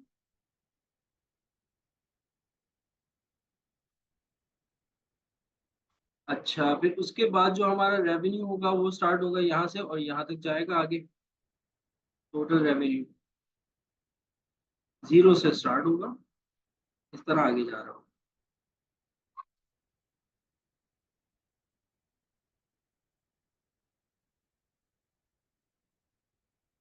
और जो हमारी टोटल कॉस्ट का कर्व होगा वो यहाँ से स्टार्ट होगा आपके फिक्स कॉस्ट से। ये मैं इस पे इतना ज्यादा एक्सप्लेन नहीं कर रहा क्योंकि मैंने ऑलरेडी बेटा पिछले लेक्चर्स के अंदर एक्सप्लेन किया हुआ है। मैं डायरेक्टली इसको बस बना ये। हाँ,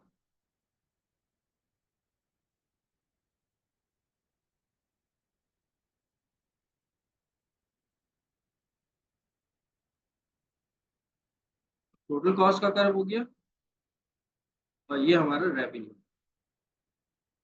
ये ये जो पॉइंट है that is called break even. ये पोर्शन आपका प्रॉफिट का है। ठीक है, here your revenue is greater than your total cost. और ये पोर्शन जो है वो आपका सारा का सारा किसका है, यहाँ से लेकर यहाँ तक ये ब्रेक इवन। तो ये हमारा चार्ट भी। अच्छा, फिर उसके बाद जो आगे है वो आपसे क्या पूछ रहे हैं, आगे देखते हैं।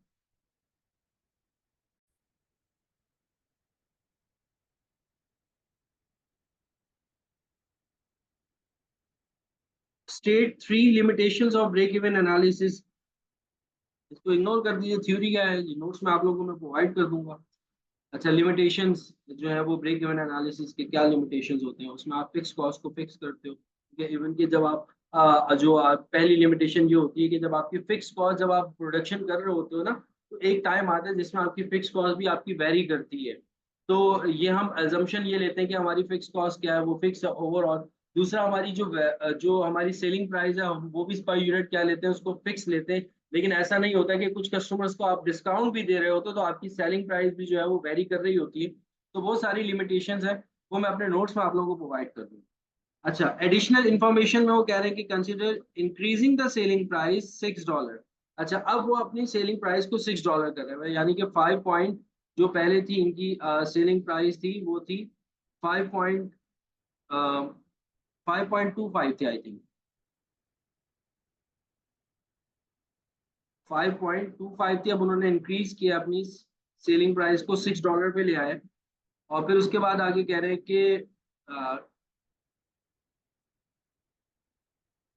अच्छा, भी वो कह रहे हैं expect all cost will remain unchange. अब आपकी कॉस्ट जो है वो अनचेंज है, बाकी जितनी भी आपकी वेरिएबल कॉस्ट थी वो चेंज नहीं हुई, यानी फिक्स कॉस्ट भी आपकी कोई चेंज नहीं। All cost will remain unchange. तो दो ही कॉस्ट होती है, वेरिएबल और फिक्स, तो दोनों क्या है, अनचेंज है, वो कांस्टेंट है। ठीक है, अब आपने सेलिंग प्राइस को इंक्रीज कर दिया। Calculate the number of units in must sell each month so the budgeted total contribution is the same as in 2018। कह रहे हैं कि जो 2018 में आपने कंट्रीब्यूशन रखा था वही टोटल में, पर यूनिट की बात नहीं कर रहे हैं, वो आपसे टोटल में बात कर रहे हैं कि जो आपका टोटल कंट्रीब्यूशन था अब भी उतना ही होना चाहिए। तो कितने यूनिट्स जो है वो आपको सेल करने पड़ेंगे, देखो पहले तो जो है वो आपको आई थिंक जो है 36,000 यूनिट जो है वो सेल करना पड़ रहे थे, जिसमें आपका ये 60,000 की आपकी फिक्स कॉस्ट कवर हो रही थी और आपका प्रॉफिट आप अचीव कर रहे थे 75,000 का। ये आपका सीएम था। अब सीएम पर यूनिट तो चेंज होगा, ऑब्वियस सी बात है, क्योंकि सेलिंग प्राइस आपने चेंज कर दी है, तो सीएम पर यूनिट तो चेंज होगा। लेकिन अब वो कह रहे हैं कि जैसे आपको पहले जो है वो 36,000 यूनिट जो है वो सेल करना था, तब जाकर आप $75,000 का प्रॉफिट जो है वो अचीव करते थे। अब आपको कितने यूनिट्स सेल करना होंगे, मंथली बात की। अच्छा, ये हमने पूरे साल का देखा था, 36,000 यूनिट्स जो है वो पूरे साल के थे। अब जो आपसे कह रहे हैं कि मंथली कितना सेल करने हो, देखो अब इसको किस तरीके से करेंगे। अब आपने अपना चेंज कर दिया है पैटर्न ही, कि आपने सेलिंग प्राइस जो है वो चेंज कर दी है। देखो सेलिंग प्राइस अगर आपने चेंज की है तो अब आपका न्यू कंट्रीब्यूशन क्या होगा पर यूनिट।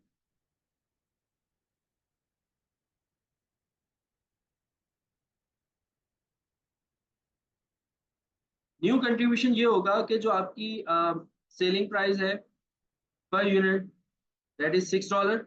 ठीक है, अब आपकी ये $6 हो चुकी है। अच्छा, और वेरिएबल कॉस्ट जो थी वो तो सेम रही है, तो वेरिएबल कॉस्ट को अगर हम इसमें से लेस करते हैं तो वेरिएबल कॉस्ट हमने टोटल निकाली थी 1.50, ये हमारी वेरिएबल कॉस्ट थी ना,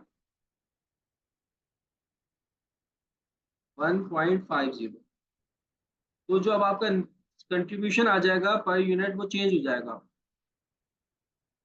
वो कितना हो जाएगा, 6 में से अगर आप सब्ट्रैक्ट करते हो 6 minus 1.50, 4.5 is your new contribution. अब आपका कंट्रीब्यूशन ये हो जाएगा। तो अब आपको जो यूनिट सेल करने होंगे वो कितने सेल करने होंगे, पहले 60,000 आपकी फिक्स कॉस्ट थी, वो तो चेंज नहीं हुई, remain unchange, all cost are unchange. ठीक है, 75,000 का प्रॉफिट। अब आपका जो न्यू कंट्रीब्यूशन है वो कितना है, 4.5। अब आपको कितने यूनिट सेल करना होंगे, अगर हम देखें 60 + 75 मीन्स के 1,35,000, 1,35,000 टोटल हमें अर्न करना है। डिवाइड करा देंगे 4.5 से, तो 30,000 यूनिट जो है वो अब आपको सेल करना होंगे। ठीक है, लेकिन ये क्या है, 30,000 पूरे साल के हैं, लेकिन उसने ईच मंथ उसने कहा है, ईच मंथ। तो अब इसी 30,000 को आप डिवाइड करवा दो 12 से, तो 2,500 यूनिट जो है वो अब आपको पर मंथ जो है वो सेल करना हो। ठीक है, तो ये भी टारगेट प्रॉफिट ही था एक किस्म का। अब आपने सेलिंग प्राइस को क्या कर दिया था, इंक्रीज कर दिया था। फिर उसके बाद कह रहे हैं कि एडवाइस इन वेदर और not he should increase the selling price taking into account both financial and non financial factors। वो कह रहे हैं कि अगर इससे जो है वो इंक्रीज किया तो इससे क्या इम्पैक्ट आ सकता है, फाइनेंशियल और नॉन फाइनेंशियल इम्पैक्ट। उसमें आपको देखो इम्पैक्ट ये आएगा, अगर फाइनेंशियली देखा जाए तो ऑब्वियसली बात है हमारा कंट्रीब्यूशन बढ़ेगा। जैसे अभी हमें 30,000 यूनिट सेल करना पड़ रहा है, हम अपने टारगेट प्रॉफिट को अचीव कर रहे हैं 75,000। पहले जो है वो हमें कितने यूनिट सेल करना पड़ रहे थे, हमें 36,000 यूनिट जो है वो सेल करना पड़ रहे थे, तब हम अपने टारगेट प्रॉफिट 75,000 को अचीव कर रहे थे। तो अब हमारा कंट्रीब्यूशन बढ़ गया, नंबर ऑफ यूनिट्स हमें कम सेल करना पड़ेंगे, जल्दी हम अपनी जो मंजिल है उस तक पहुंच जाएंगे। लेकिन इससे जो इम्पैक्ट आएगा वो ये होगा कि मे बी आपके कस्टमर ना चाहते हो कि आपकी सेलिंग प्राइस जो है वो इंक्रीज हो, मे बी आपके कस्टमर शिफ्ट हो जाए, आपके इससे सेल भी क्या हो सकती है, कम हो सकती है। आपके आपको ये करने से पहले अपने कंपटीटर की प्राइस देखनी होगी कि आपके कंपटीटर की इस प्रोडक्ट की क्या प्राइस है, उसके हिसाब से आपको अपनी प्राइस को सेट करना पड़ेगा। There are lot of factors जो आपको कंसिडर करने हैं ये काम करने से पहले। ठीक है, तो मेरे ख्याल में इस वीडियो में इतना बहुत है। अब हम नेक्स्ट वीडियो के अंदर और आगे के क्वेश्चंस को जो है वो डिस्कस करेंगे। ये इसमें हमने काफी सारी चीजें जो है वो डिस्कस कर ली, काफी सारे ईयर्स जो है वो हम लोगों ने इसमें डिस्कस किए। इस लेक्चर के अंदर डिस्क्रिप्शन में मैं बता दूंगा कि कितने कितने जो है वो हमने ईयर्स जो है वो डिस्कस किए हैं, कौन कौन से ईयर डिस्कस किए। नेक्स्ट वीडियो के अंदर हम और कुछ ईयर्स जो है वो डिस्कस करेंगे। मेरा टारगेट ये है 2023 तक जितने भी पास पेपर्स के क्वेश्चंस हैं उनके सब के सोल्यूशन विद एक्सप्लेनेशन आप लोगों को मैं प्रोवाइड करूँ। ठीक है, आज के लिए इतना काफी है। अपना ख्याल रखिएगा, अपने सर को दुआओं में याद रखिएगा। अल्लाह हाफिज।